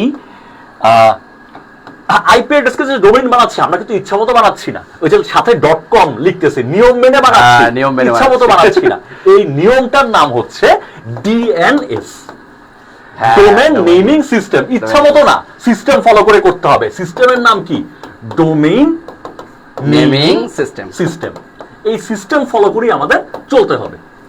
তাহলে ডিএনএস এর পূর্ণরূপ কি, এই ব্যাপারটা আমাদের হয়ে যাচ্ছে। কি এটা আসছে অলরেডি, অনেকগুলো জব পরীক্ষা Already আসছে। ইনফ্যাক্ট আপনি মনে করছেন ইনফ্যাক্ট 45তম 44তম 43তম টানা 3 বিসিএস এখান থেকে কোশ্চেন আসে। এখান থেকে question আসে। আর অনেক ডিফিকাল্ট ব্যাপার স্যাপার আছে, সেটা আমরা পরে আবার দেখব, পরে ক্লাসে দেখব। ইনশাআল্লাহ। ডিএনএস সার্ভার কি, গুগল ডিএনএস সার্ভার কি। 45তম বিসিএস এর কোশ্চেন ছিল গুগল ডিএনএস সার্ভার ডাটা নিজের আইপি অ্যাড্রেস কত। দেখছেন আমরা কোশ্চেন কিন্তু details পড়বো। ডিপে চলে গেছে। প্রচন্ড পরিমাণ ডিপে চলে যাচ্ছে। স্যার যাবে না কেন বলেন? বুয়েটের বলাভান পরীক্ষা দেয়, ঢাকা বিশ্ববিদ্যালয় আইবিএ ডিপার্টমেন্ট থেকে শুরু করে যত মেধাবী স্টুডেন্ট, আমার মতো চুয়েটের ছাত্ররা পরীক্ষা দিচ্ছে, বুয়েটের ছাত্ররা পরীক্ষা দিচ্ছে। তা মেধাবীদের জন্য মেধাবীকে আটকাইতে গেলে তো আমাকে কোশ্চেন একটু কঠিন করতেই হবে, কিছু করার নেই, পরিস্থিতির শিকার। তাহলে আমাদের কোশ্চেনের আনসারটা ছিল সহজ সরল TCP আইপি। স্যার একটা কোশ্চেন থেকে কতগুলো জানলাম? আমার মনে হয় যে এখান থেকে মিনিমাম 40টা ইনফরমেশন আমরা জানছি। জি, 40টা কোশ্চেন আমাদের সলভ হয়ে গেছে। কথা কি বুঝতে পারছেন? আমাদের এরকম অনেক উদ্দেশ্য ছিল কিন্তু এটাই ভাই, আপনারা যে কয়জনই করেন কিন্তু আপনারা পরীক্ষার হলে গিয়ে এটার প্রমাণ পাবেন। আর কিছু বলবো না আমরা। স্যার পরের কোশ্চেনে যাইতে পারি আমরা। ওয়াও স্যার 38তম বিসিএস কোশ্চেন। এটা তো স্যার কি বলবো, এক কথায় স্যার আমি একটু বলি, আমরা তো স্যার সবাই জানি যে আমরা বেসিক্যালি দুইটা মাধ্যমে ডেটা ট্রান্সফার করে থাকি। একটা তারের মাধ্যমে আর একটা তার ছাড়া। যেটাকে আমরা তার ছাড়া বলি সেটাকে বলি ওয়্যারলেস, আর যেটা তার যুক্ত সেটা কি? সেটা হচ্ছে এক কথা ওয়্যার যুক্ত, তার যুক্ত। তার যুক্ত এই যে তার মাধ্যম, এটা মূলত তিন প্রকার। একটা হচ্ছে কোএক্সিয়াল, একটা হচ্ছে টুইস্টেড পেয়ার কেবল, আর একটা হচ্ছে কি স্যার? Optical fibre cable. তো এই যে কোন মাধ্যমে আলোর পালস ব্যবহৃত হয় ভাইয়া, মূলত কোএক্সিয়াল কেবল বা টুইস্টেড পেয়ার কেবল, এই দুইটা বেসিক্যালি বলতে পারেন যে কি বলবো, এরা যতটুকু ডেটা ট্রান্সফার করার কথা ততটুকু আসলে প্রপারলি পারে না, ট্রান্সফার করতে পারে না। অ্যাটেনুয়েশন হয়ে যায়, কিছুটা কম বেশি হয়ে যায়, বা হচ্ছে সময় যদি আপনাকে ধরে দেওয়া হয় ওই সময়ের মধ্যে তারা ডেটাটা ট্রান্সফার করতে পারে না।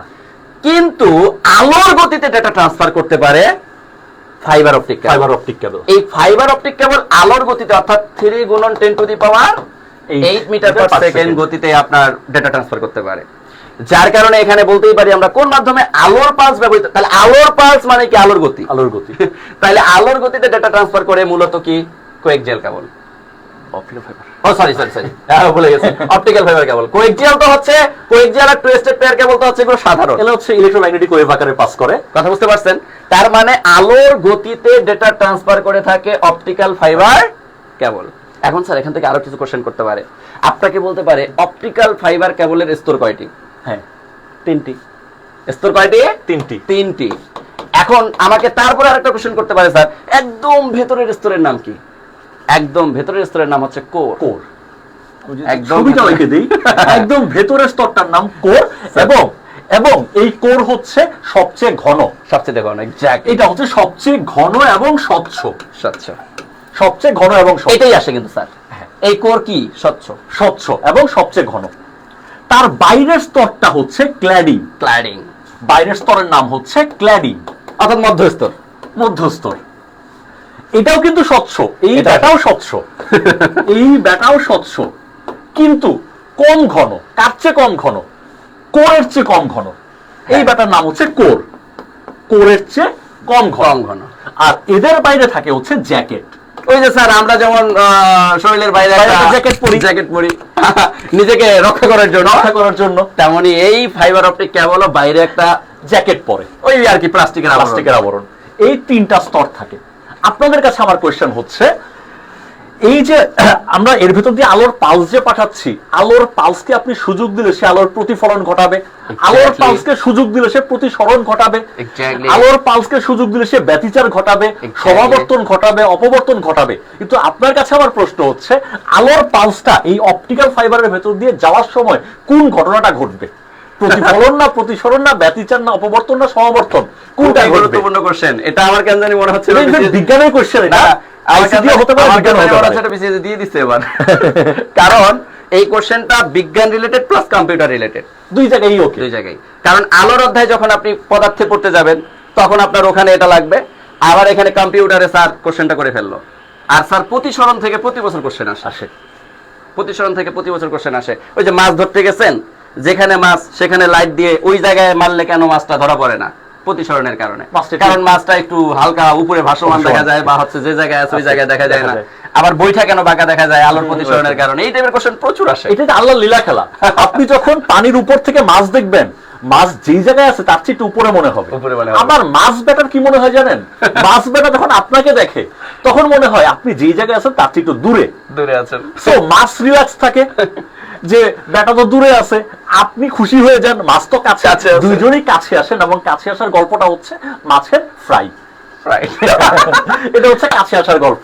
এক্স্যাক্টলি। আর এখানে আলোর যে ঘটনাটা ঘটে, কেউ কি বলতে পারছেন কিনা জানি না, যে ঘটনাটা ঘটে সেটা হচ্ছে আলোর পূর্ণ অভ্যন্তরীণ প্রতিফলন। নুসরাত জাহান বলছে আলোর পূর্ণ অভ্যন্তরীণ প্রতিফলন। পূর্ণ অভ্যন্তরীণ প্রতিফলন। নুসরাত জাহানকে অসংখ্য ধন্যবাদ। সবাই প্রতিফলন, যারা প্রতিফলন বলছেন ঠিক আছে, প্রতিফলন আগে। এই প্রতিফলনটা হচ্ছে পূর্ণ অভ্যন্তরীণ প্রতিফলন। এক কথায় পূর্ণটা পর প্রতিফলন করতেছে, আপ ডাউন আপ ডাউন। আচ্ছা, আমার স্যার মনে হয় পরের কোশ্চেনে যেতে পারি। আমরা স্যার আপনার আচ্ছা, কোন চিহ্নটি ইমেল অ্যাড্রেসের ঠিকানায় অবশ্যই থাকবে? স্যার এটা কিন্তু বিসিএস এ আসছে, রেফারেন্সটা দেওয়া নাই, কিন্তু বিসিএস এ আসা। না, বিসিএস আসা কোশ্চেন। আমাদের ম্যাক্সিমাম কোশ্চেন আসলে বিসিএস আসা কোশ্চেন, কারণ 26 তারিখ বিসিএস পরীক্ষা। হ্যাঁ। তো ইমেইলের মাঝখানে অবশ্যই @ সিম্বলটা থাকে, এবং 1972 সালেই এই @ সিম্বলটা যুক্ত করা হয়েছে। এর আগে হয়তোবা থাকতেছে ABCD, হয়তোবা এখানে gmail.com থাকতেছে। তাহলে মেইল অ্যাড্রেসের মাঝখানে অবশ্যই @ সিম্বলটা আছে। এবং @ সিম্বলের আগের অংশটাকে, এই যে ABCD বা আপনার নাম, আমার নাম, স্যারের নাম, যেকোনো একটা হইতে পারে। যেকোনো একটা অংশ হইতে পারে, এটা আপনার চয়েস। এটাকে বলা হয় ইউজার আইডি। এই অংশটাকে বলা হয় ইউজার আইডি। এই অংশটা ইউজার বানাচ্ছে, ইউজার আইডি। কিন্তু এই ব্যাটাটাকে বলা হয়, এটা তো আপনার হাতে নাই, এটা হচ্ছে ফিক্সড। গুগল ব্যাটার হাতে gmail.com, ইয়াহু ব্যাটার হাতে yahoo.com, তারপর হচ্ছে মাইক্রোসফটের হাতে outlook.com, জিমেইলের কাছে জিমেইলের কাছে gmail.com। তো এটাকে বলা হয় ডোমেইন নেম। এই যে আমরা বলছিলাম ডোমেইন এক নেম, কথায় স্যার .com এর বা .net এর আগে যেটা থাকবে সেটাই ডোমেইন নেম হ্যাঁ, বা ডোমেইন। Domain name, domain. আরেকটা নাম আছে হোস্ট আইডি। হোস্ট আইডি, এখানে আসলে আইডিটা বা বলে, host নেম name। বলে না, হোস্ট নেমের জায়গায় আইডিটা বেশি বলে, আইডিটা বেশি বলে। Host ID. তাহলে হোস্ট আইডি বা ডোমেইন আইডি, এটার ক্ষেত্রে আমাদের কিছু করার নাই। আর ইউজার আইডি এটা আমরা বানাবো। এক্স্যাক্টলি। আচ্ছা, তাহলে আমরা পরের কোশ্চেনে যেতে পারি। যেতে পারি স্যার। ওয়াও, IPv6 এর এটা আমাদের অলরেডি আলোচনা শেষ। আলোচনা শেষ। স্যার আলোচনা করছি, এখন নিজে উত্তর দিতে পারতেছে। এই নিজের উত্তর দেন। এটা তো আর আমাকে আমাদের উত্তর দেওয়ার কোনো প্রয়োজন নাই। স্যারেরও বলার দরকার নাই, আমারও বলার দরকার নাই। দ্রুত দ্রুত দ্রুত দ্রুত আমরা কমেন্ট দেখতে চাই। দেখি সবার আগে কে উত্তর দেন। দ্রুত দ্রুত। এই যে নুসরাত জাহান 128 বিট বলে দিয়েছেন। আবু হুরায়রা ক ক 37তম BCS এর question। স্যার সবাই সঠিক উত্তর দিচ্ছে। সবাই সঠিক উত্তর দিচ্ছে। ওকে, এটা আমরা স্কিপ করতে পারি। ওয়াও স্যার, ইনপুট থেকে প্রশ্ন রাখছেন। হ্যাঁ, আমরা মোটামুটি সরাসরি অনেকটা input পার্টি নেওয়ার কভার করতে পারি। ওকে। মুদ্রিত লেখা সরাসরি ইনপুট নেওয়ার জন্য নিচের কোনটি ব্যবহৃত হয়? মুদ্রিত লেখা, আমি মুদ্রণ লেখা বানাই। ধরেন মুদ্রিত লেখা হচ্ছে, স্যারের নাম লিখে দিই। আচ্ছা, স্যারের নাম লিখে দিলাম, মামিনুল। এটা হচ্ছে স্যারের নাম, এইটা মুদ্রিত লেখা। এই মুদ্রিত লেখাকে আমি কম্পিউটারে ইনপুট আকারে নিতে চাচ্ছি। এখন এই যে মুদ্রিত লেখার মধ্যে MA দেখতে পাচ্ছেন, MAM, এই ব্যাপারগুলোকে যদি আপনি নাসির স্যারকে জিজ্ঞেস করেন M কি জিনিস, নাসির স্যার বলবে M হচ্ছে বর্ণ। এক্স্যাক্টলি। আবার যদি আপনি একটা letter। একটা সাইদু স্যারকে জিজ্ঞেস করলে, নাসির স্যার বর্ণ বলবে, লেটার বলবে না। ও বাংলার স্যার, বাংলার স্যার M কি জিনিস, নাসির স্যার বলবে হচ্ছে বর্ণ। কিন্তু যদি এই M কি জিনিস আপনি সাইদুর স্যারকে জিজ্ঞেস করেন, সাইদুর স্যার কিন্তু বলবে M হচ্ছে লেটার। M হচ্ছে লেটার। যার নাম লিখলাম মামিনুল স্যার, মামিনুল স্যারকে যদি আপনি জিজ্ঞেস করেন যে স্যার M কি জিনিস, আপনার নামের M কি জিনিস, মামিনুল স্যার কিন্তু বলবে M বর্ণ না, M লেটার না, M হচ্ছে ক্যারেক্টার। M হচ্ছে ক্যারেক্টার। কারণ আমি আইসিটির ভাষায় বলতেছি, স্যার আইসিটি ভাষায় বলছেন, আর সাইদুল স্যার তার ইংলিশের ভাষায় বলছেন, আর নাসির স্যার তার বাংলা ভাষায় বলছেন। তাহলে যে মুদ্রিত লেখার এই প্রতিটা বর্ণ বা লেটারকে আমরা বলি ক্যারেক্টার। তাহলে আমাদের কি করতে হবে, এই ক্যারেক্টারটা নিতে হবে, রিড করতে হবে। তাহলে কে রিড করতে পারে? Optical character reader. কারণ এটা রিড করার জন্য আমাকে লাইট ফেলতে হবে, লাইট, সেটাকে আমরা অপটিক্যাল বলি গ্রিক ভাষায়। ক্যারেক্টার, এই যে এরা ক্যারেক্টার MA, মুদ্রিত লেখাটাই তো ক্যারেক্টার, এবং সেটাকে রিড করতে হবে, পড়তে হবে। তাই আমাদের সঠিক উত্তর হচ্ছে ওসিআর। এক কথায় ওসিআর। এক কথায় ওসিআর। আরো আমরা আলোচনা করব ইনপুট এবং আউটপুট ডিভাইস মনে রাখার কিছু কৌশল আছে, এগুলো নিয়ে আমরা ইনশাআল্লাহ স্যার সামনের ক্লাসে একদম সন্দেহ স্যার এই যে এমএস ধোনি বিএমডব্লিউ গাড়িতে এসে ডকিং শেষে স্যুপ খেয়ে জিমেইল চেক করে, এটা দিয়ে সব ইনপুট ডিভাইস মনে রাখা যায়, আবার আউটপুট ডিভাইস মনে রাখার কৌশল, এগুলো আমরা আলোচনা করব ইনশাআল্লাহ। স্যার পরের কোশ্চেন। আচ্ছা পরের কোশ্চেন, মডেমের মধ্যে যা যা থাকে। স্যার এটা আমি আলোচনা করি। Sure sure sir. আর সাথে আপনি কিছু ইন করেন। হ্যাঁ অবশ্যই স্যার মডেম কথাটা যদি আমি একটু লেখি স্যার, তাহলে ব্যাপারটা কি এরকম না? M O D E M M. Sir মোরে যদি আমি একটু ক্যালকুলেট করতে চাই আর ডেম রে যদি আমি একটু ক্যালকুলেট করতে চাই, তাহলে মো থেকে মনে হয় মডুলেটর। আচ্ছা তাহলে মো থেকে পাচ্ছি আমরা মডুলেটর, আর ডেম থেকে স্যার ডিমোডুলেটর। ডিমোডুলেটর, তাহলে এখানে আমরা পাচ্ছি ডিমোডুলেটর। এখন কথা হচ্ছে মডুলেটর পাইলাম, ডিমোডুলেটর পাইলাম, অলরেডি মনে উত্তর পেয়ে গেছে, আমরা পেয়ে গেছি। কিন্তু স্যার এখানে আরো কোশ্চেন আছে। হ্যাঁ আমরা আরো কোশ্চেন নিয়ে আরো কিছু কোশ্চেন যেটা খুবই আসে স্যার, বিশেষ করে ব্যাংক জব পরীক্ষায় আমি মনে করি যে এখান থেকে অ্যারাউন্ড যদি কোশ্চেন না আসছে তাও মনে 25 বার 30 বার প্রশ্ন আসছে এই মডুলেটর আর ডিমোডুলেটর থেকে। কি আসে এখানে কিন্তু স্যার মডেম থেকে আরেকটা কোশ্চেন করতে পারে যে মডেম আসলে কি করে। কোন একটা অ্যানালগ সিগন্যালকে ডিজিটাল সিগন্যালে কনভার্ট করে অথবা ডিজিটালটাকে অ্যানালগে কনভার্ট করে। তাইলে এটাই কিন্তু বেশি আসে, যে মডেমের আসলে মূল কাজটা কি। মডেমের মূল কাজটা হচ্ছে কোন একটা অ্যানালগ সিগন্যালকে ডিজিটাল সিগন্যালে কনভার্ট করা অথবা কোন একটা ডিজিটাল অ্যানালগ সিগন্যালে কনভার্ট করা। তাইলে দেখেন এটাই সবচেয়ে বড় কোশ্চেন এবং সবচেয়ে মজার কোশ্চেন হচ্ছে এখন আপনি যখন এটাকে বিভক্ত করতেছেন, একটা পাচ্ছেন মডুলেটর আর একটা কি স্যার ডিমোডুলেটর। এখন এই মডুলেটর আসলে কি করে এটা হচ্ছে একটা ফ্যাক্ট, আর ডিমোডুলেটর কি করে এটা হচ্ছে একটা ফ্যাক্ট। কিন্তু স্যার মনে রাখার এখানে একটা কৌশল আছে, কারণ আমরা যখন স্যার মুখস্থ করি মডুলেটর ডিজিটাল সিগন্যালকে অ্যানালগ সিগন্যালে কনভার্ট করে, ডিমোডুলেটর স্যার এইভাবে কি মনে থাকে? কনফিউশন তৈরি হয়। মনে রাখার কৌশল হচ্ছে স্যার ডি থেকে ডিমোডুলেটর, ডি থেকে ডিজিটাল। তার মানে ডিমোডুলেটর যেটা করে সে ডিজিটালে কনভার্ট করে, তাহলে ডিজিটালে কাকে কনভার্ট করে স্যার? অ্যানালগকে। বাকি জন অ্যানালগ। তাইলে অ্যানালগকে আমরা এখানে বলতে পারি অ্যানালগকে ডিজিটালে কনভার্ট করে থাকে হচ্ছে ডিমোডুলেটর। স্যার এ যদি অ্যানালগকে ডিজিটালে কনভার্ট করে তাহলে এ কি করে? জাস্ট রিভার্স কাজ, বিপরীত। এ ডিজিটালকে অ্যানালগে কনভার্ট করে। স্যার আমার কথা শেষ, এখন আপনি বলতে পারেন। আচ্ছা আমি একটু ফিগারে কি আপনাকে দেখাই কেন দরকার। ওয়াই এই হচ্ছে আমার একটা কম্পিউটার, এই ব্যাটা হলো ডিজিটাল কম্পিউটার, এই হচ্ছে আমার আরেকটা কম্পিউটার, এই ব্যাটাও ডিজিটাল কম্পিউটার। মানে এই ব্যাটার কাছে 0 1 এইসব থাকে, এই ব্যাটাও ওই 0 1 এইদেরকেই বোঝায়। এখন এই দুই কম্পিউটারের মাঝখানে আছে আমাদের টেলিফোন লাইন আছে। টেলিফোন লাইন এই ব্যাটা তো ডিজিটাল সিগন্যাল বোঝে না, এই ব্যাটা দুর্বল, আগের মডেলের জিনিস। এই ব্যাটা বোঝে অ্যানালগ তথ্য।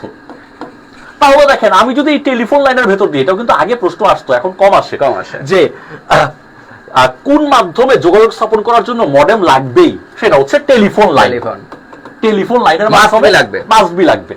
এখন দেখেন আমার কম্পিউটার ব্যাটার কাছে আছে ডিজিটাল তথ্য, কিন্তু আমার এই তার ব্যাটা তো ডিজিটাল তথ্য নিতে পারে না। তাহলে আমি কি করতে পারি?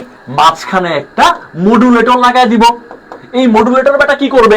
ডিজিটাল তথ্যটাকে অ্যানালগ তথ্য বানাবে এবং সেই অ্যানালগ তথ্য তারের ভেতর দিয়ে চলে এই প্রান্তে আসার পরে এই অ্যানালগ তথ্য সেটা তো এই কম্পিউটার নিতে পারতেছে না।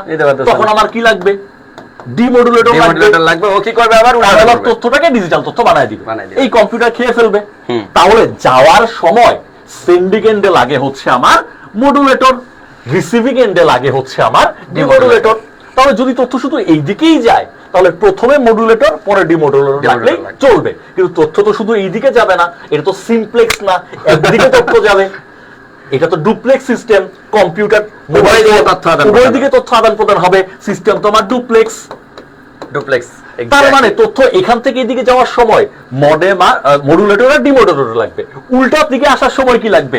এখানে লাগবে মডুলেটর, এখানে লাগবে ডিমোডুলেটর। তাহলে আমার জন্য সবচেয়ে ভালো হয় কি এইখানে মডুলেটর ডিমোডুলেটর দুইটাই রাখবো, তাই এখানে আমরা মডেম রাখবো। এখানেও সেম দুইটাই রাখবো, এখানে আমরা মডেম রাখবো। এক্স্যাক্টলি শেষ, কমপ্লিট সলিউশন। আর কি কোশ্চেন স্যার করবে এখানে? কত কোশ্চেন করতে পারবে? না স্যার, একটা জিনিস ফিল করেন, আমরা যদি এখানে এভাবে আলোচনা না করতাম, এরা মডুলেটর ডিমোডুলেটর আর মডেম যতই রিডিং করুক না কেন, রিডিং করার পর আলুরে লাউ বানাইতো, লাউরে আলু বানাইতোই। কারণ আপনি দেখেন ডিমোডুলেটর আর মডুলেটরের মধ্যে যে অ্যানালগ সিগন্যালকে ডিজিটাল, ডিজিটালকে অ্যানালগ, এখানে কিন্তু একটা কনফিউশন তৈরি করে স্টুডেন্টরা ন্যাচারালি করে। কিন্তু আমরা বুঝেই গেলাম যে ডিমোডুলেটর ডি থেকে ডিমোডুলেটর, ডি থেকে ডিজিটাল। তাহলে এ যদি ডিজিটালে কনভার্ট করে, ও কিসে করে? ও অ্যানালগে কনভার্ট করে, অ্যানালগে কনভার্ট করে ডিজিটালটাকে। ডিজিটালটাকে অ্যানালগ করবে। কথা কি বুঝতে পারছেন? এইভাবে দেখেন কনভার্সন করলে কত কিছু জানা যায়। আমি একটা বললাম, স্যার অতিরিক্ত আরেকটা তত চিত্র আঁকায় বুঝাই দিল। আমি চিত্র আঁকি নাই, কিন্তু স্যার প্রত্যেকটা জিনিস ব্যাখ্যা করে করে কিভাবে কি হইলো। স্যার এখন যদি কোনো একটা স্টুডেন্ট রিটেন পরীক্ষা দিতে যায়, স্যার আপনি কি জানেন এই মডেল থেকে লিখিত পরীক্ষা হওয়ার প্রশ্ন? হ্যাঁ, লিখিত পরীক্ষার প্রশ্ন আসে। এবং এই লিখিত পরীক্ষা এখন এই মডেল থেকে প্রশ্ন আসলে একটা স্টুডেন্ট তো চিত্র আগে বুঝাই দিতে পারবে। হ্যাঁ, আর ক্যাডার কিন্তু আপনাকে বানাবে লিখিত পরীক্ষা। লিখিত পরীক্ষা। এমসিকিউ পরীক্ষা হচ্ছে জাস্ট একটা ইয়েস কার্ড, হ্যাঁ আপনি লিখিত পরীক্ষা দেওয়ার যোগ্য। ক্যাডার বানাবে কিন্তু আপনাকে লিখিত পরীক্ষা। লিখিত পরীক্ষা 900 মার্ক আর ভাইবার 200 মার্ক। তাহলে মূল ফ্যাক্টর কিন্তু লিখিত পরীক্ষা। ইনশাআল্লাহ স্যার লিখিতর জন্য আমরা কম্পিউটারের উপর, ইলেকট্রনিক্সের উপর স্যার এবং আমি মিলে কম্বাইন্ড একটা কোর্স পুরো বাংলাদেশে লঞ্চ করবো ইনশাআল্লাহ খুব শীঘ্রই, যেটাতে প্রিলি এবং লিখিত কম্বাইন্ডলি প্রস্তুতি হবে। প্রিলির প্রস্তুতির পাশাপাশি রিটেন প্রস্তুতি 70% শেষ করাই দিব, আর লিখিত কোর্সের সময় 30% কভার করলেই কমপ্লিট। এক কথায় প্রিলি লিখিত কম্বাইন্ডলি শেষ। যারা আর্টস এবং কমার্স স্টুডেন্ট আছে স্যার, তাদের কাছে কম্পিউটার এবং সায়েন্স এতটা কঠিন মনে হয় যেটা আপনি বিশ্বাস করতে পারবেন না। আমার যখন আমি শুধু কম্পিউটার পড়াইতাম স্যার, আমার একটা ব্যাচে 7,000-8,000 করে স্টুডেন্ট থাকতো একা যখন পড়াইতাম। এখন তো স্যার আমরা পুরো টিম হয়ে গেছি। এখন তাহলে আমরা কি পরিমাণ ইনফরমেশন দিতে পারবো? তখন তো আমি একা যতটুকু পারতাম ততটুকু দিতাম, কিন্তু এখন তো আমাদের ডুয়াল কনভার্সন, আমরা আরেকজন কমপ্লিমেন্ট করতে পারবো। কথা বুঝতে পারছেন? সো স্যার সামনে ব্লুটুথ কিসের উদাহরণ? খুবই সহজ কোশ্চেন, এটা আশা করি সবাই পারবেন। ব্লুটুথ কিসের উদাহরণ? ভাই ব্লুটুথে এই যখন মনে করেন স্যারের মোবাইলে আমার গার্লফ্রেন্ডের ছবি আছে, বুঝছেন? এখন স্যার বলছে স্যার ছবিটা তো আপনার হোয়াটসঅ্যাপে আমার গার্লফ্রেন্ড দিয়ে দিছে ভুলে, আমার দিতে চাইতেছে না স্যার, প্লিজ স্যার আমার একটু দেন। স্যার বলতেছে কিসে দিব? আমি বললাম স্যার ব্লুটুথে দেন। তাহলে এই যে ব্লুটুথ, স্যার ওখানে আমি এখানে, দূরত্ব কি খুব বেশি স্যার? খুবই সামান্য, খুবই সামান্য। তাইলে এই যে সামান্য কতটুকু? যাদের সাথে পার্সোনাল সম্পর্ক থাকে তারাই। তারাই। যেমন স্যারের সাথে আমার পার্সোনাল সম্পর্ক আছে দেখেই আমি আমার গার্লফ্রেন্ডের ছবিটা চাইতে পারছি। যদি সম্পর্ক না থাকা, যদি ওই মেয়ের চাচার কাছে ছবিটা থাকতো স্যার, কথার কথা ওর চাচা থাকে মনে করেন সিঙ্গাপুরে, এখন আমি কি ওর চাচার কাছে সিঙ্গাপুরে কল দিয়ে বলতে পারতাম যে চাচা আপনার ভাতিজির ছবিটা আমার পিটাইতো, আর নইলে পুলিশে কল দিয়ে বলতো যে ওই বেটারে ধর। তাইলে দেখেন পার্সোনাল সম্পর্ক থাকতে হবে, তারপরেই কিন্তু আমরা কি করতে পারবো। এক কথায় পার্সোনাল এরিয়া নেটওয়ার্ক, দুজনের মধ্যে সম্পর্ক থাকবে, কাছাকাছি সম্পর্কের মধ্যে পার্সোনাল একটা এরিয়া থাকবে, ওই এরিয়ার মধ্যে যে ডেটাগুলো আমরা ট্রান্সফার করব এটাকেই আমরা বলবো কম দূরত্বের মধ্যে। স্যার মনে হয় 10 মিটার, তাই না? হ্যাঁ 10 মিটারের মধ্যে, 10 মিটার থেকে 100 মিটার পর্যন্ত আমরা বলতে পারি। তাইলে পার্সোনাল এরিয়া নেটওয়ার্ক। যদি আরেকটু কমপ্লিমেন্ট করি, শুধু ব্লুটুথই পার্সোনাল এরিয়া নেটওয়ার্ক না, আরো আছে। যেমন এনএফসি, নতুন জিনিস, বাংলাদেশে নতুন, সো ইম্পর্টেন্ট।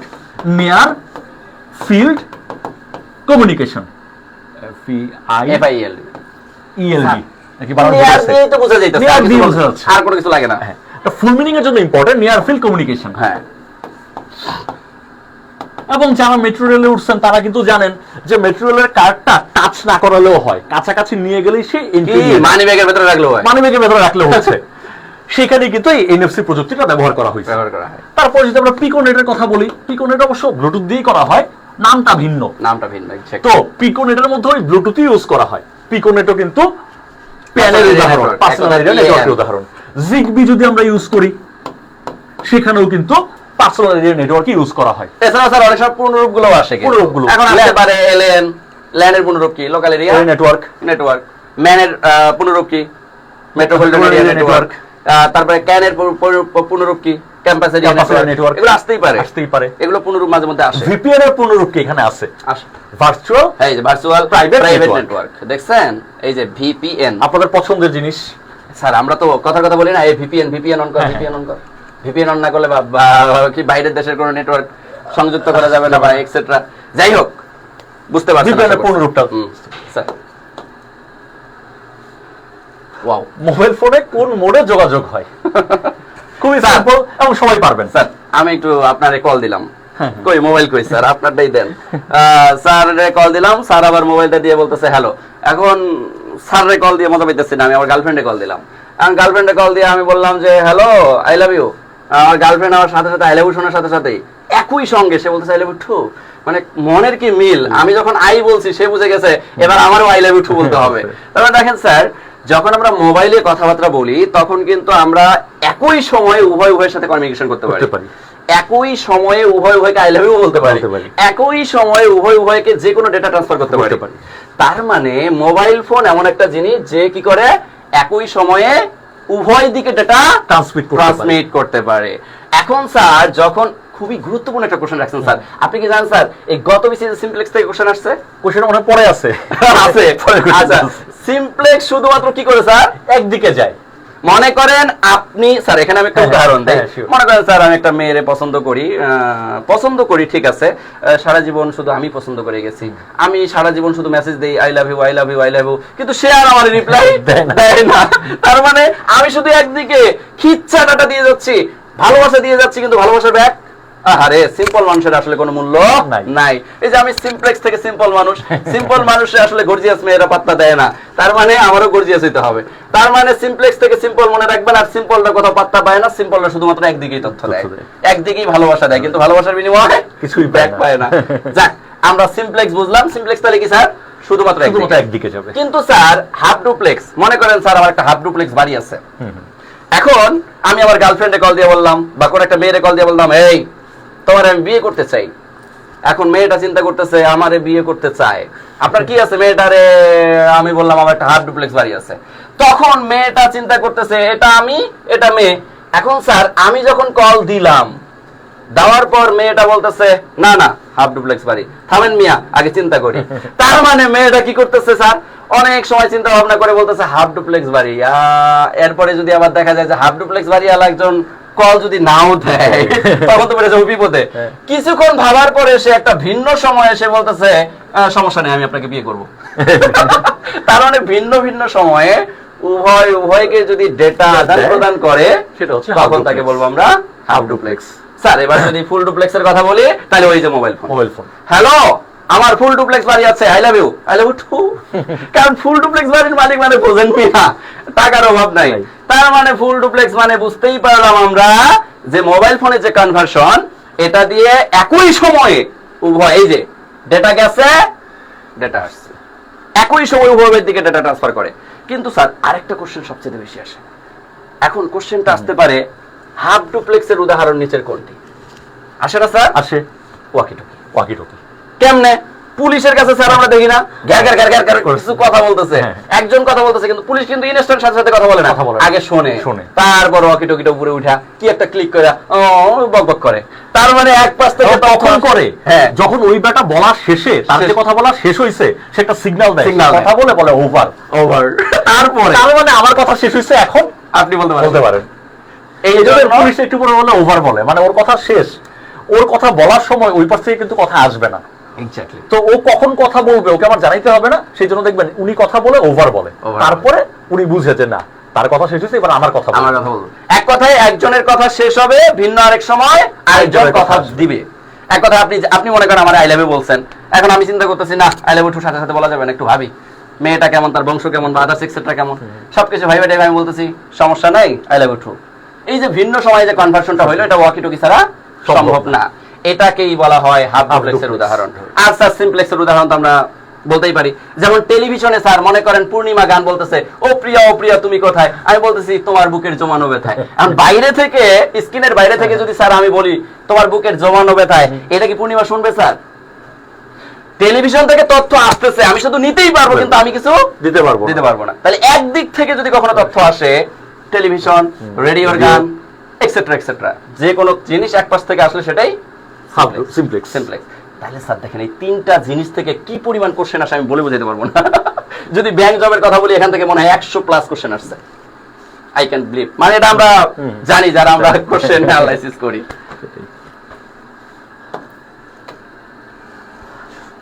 পরের কোশ্চেন স্যার মনে হয় এই কোশ্চেনটার কথাই বলতে যাচ্ছিলেন, সেটা হচ্ছে কিবোর্ড থেকে সিপিইউ এ কোন মোডে যোগাযোগ হয়? এই হচ্ছে আপনার কিবোর্ড আর এই হচ্ছে আপনার সিপিইউ। দেখেন কিবোর্ডই সারা জীবন সিপিইউ কে এবিসিডি পাঠায়, সিপিইউ কিন্তু কখনো কিবোর্ডকে বলে না যে তুমি একটু এবিসিডি মানুষকে দেখাও, কারণ ও তো দেখাইতেই পারে না। তবে তথ্য দেখেন কিবোর্ড থেকে সিপিইউতেই যায়, সিপিইউ থেকে কোনোদিন কিবোর্ডে আসে না। তাহলে এখানে কি যোগাযোগ হচ্ছে?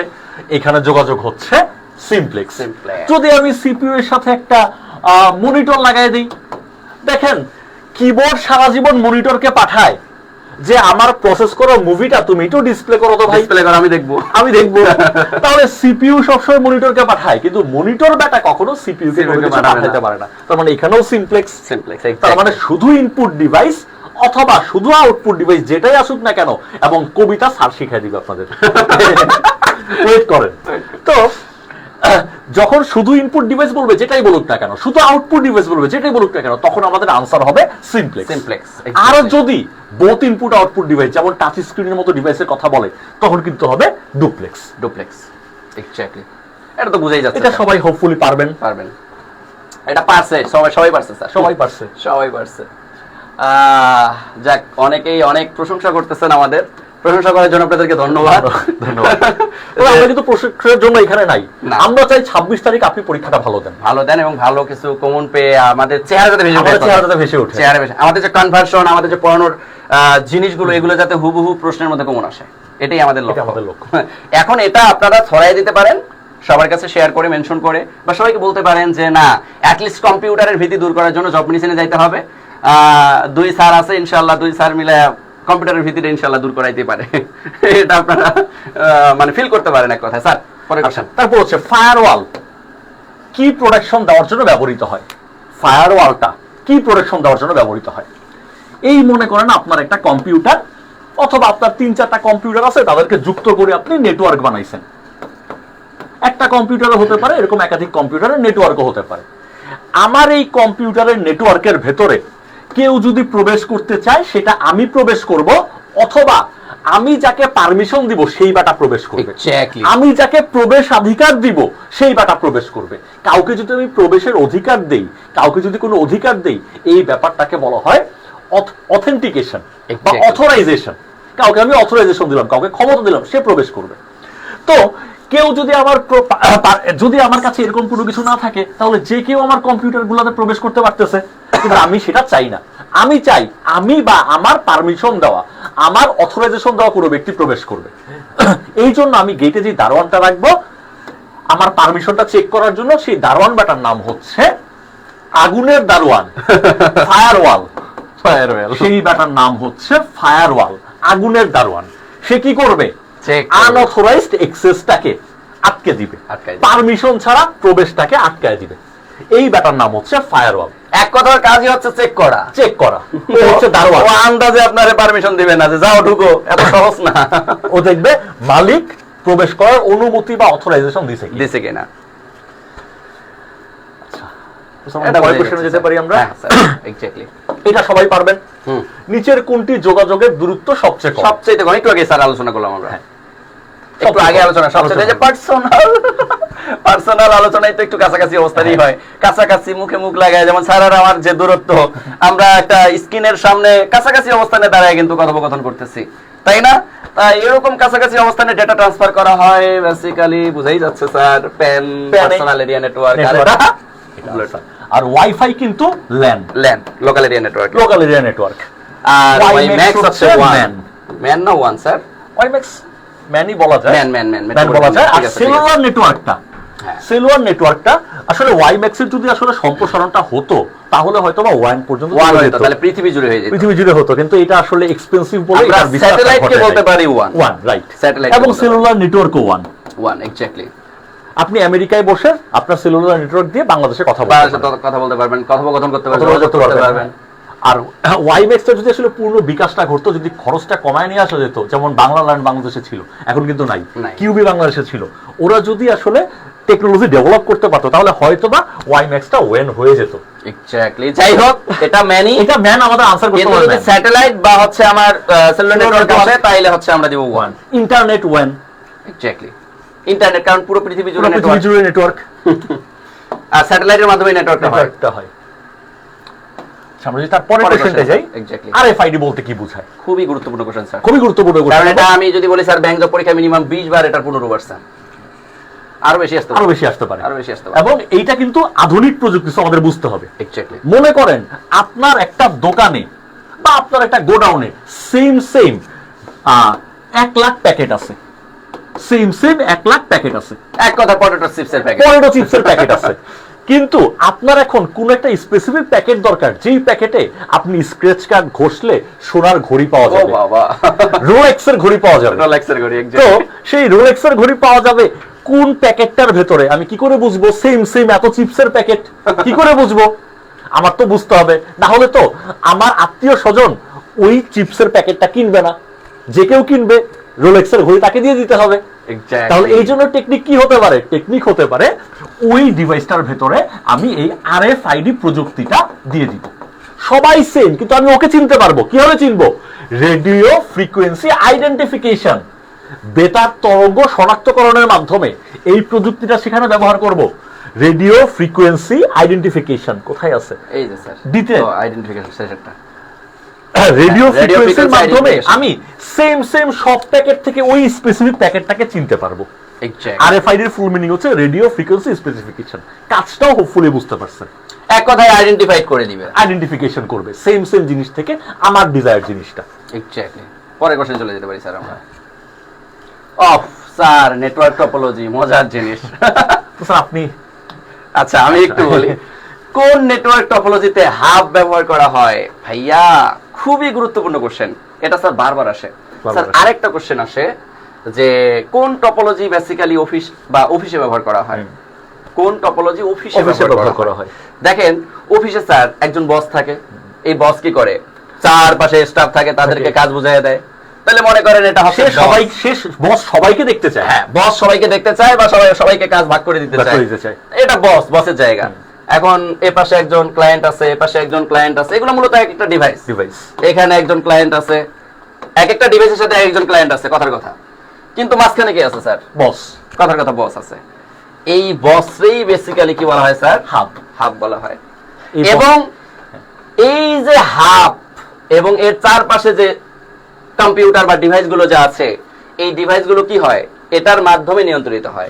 তার মানে হাবের মাধ্যমে কি হচ্ছে? বাকি সব ডিভাইসগুলো নিয়ন্ত্রিত হচ্ছে।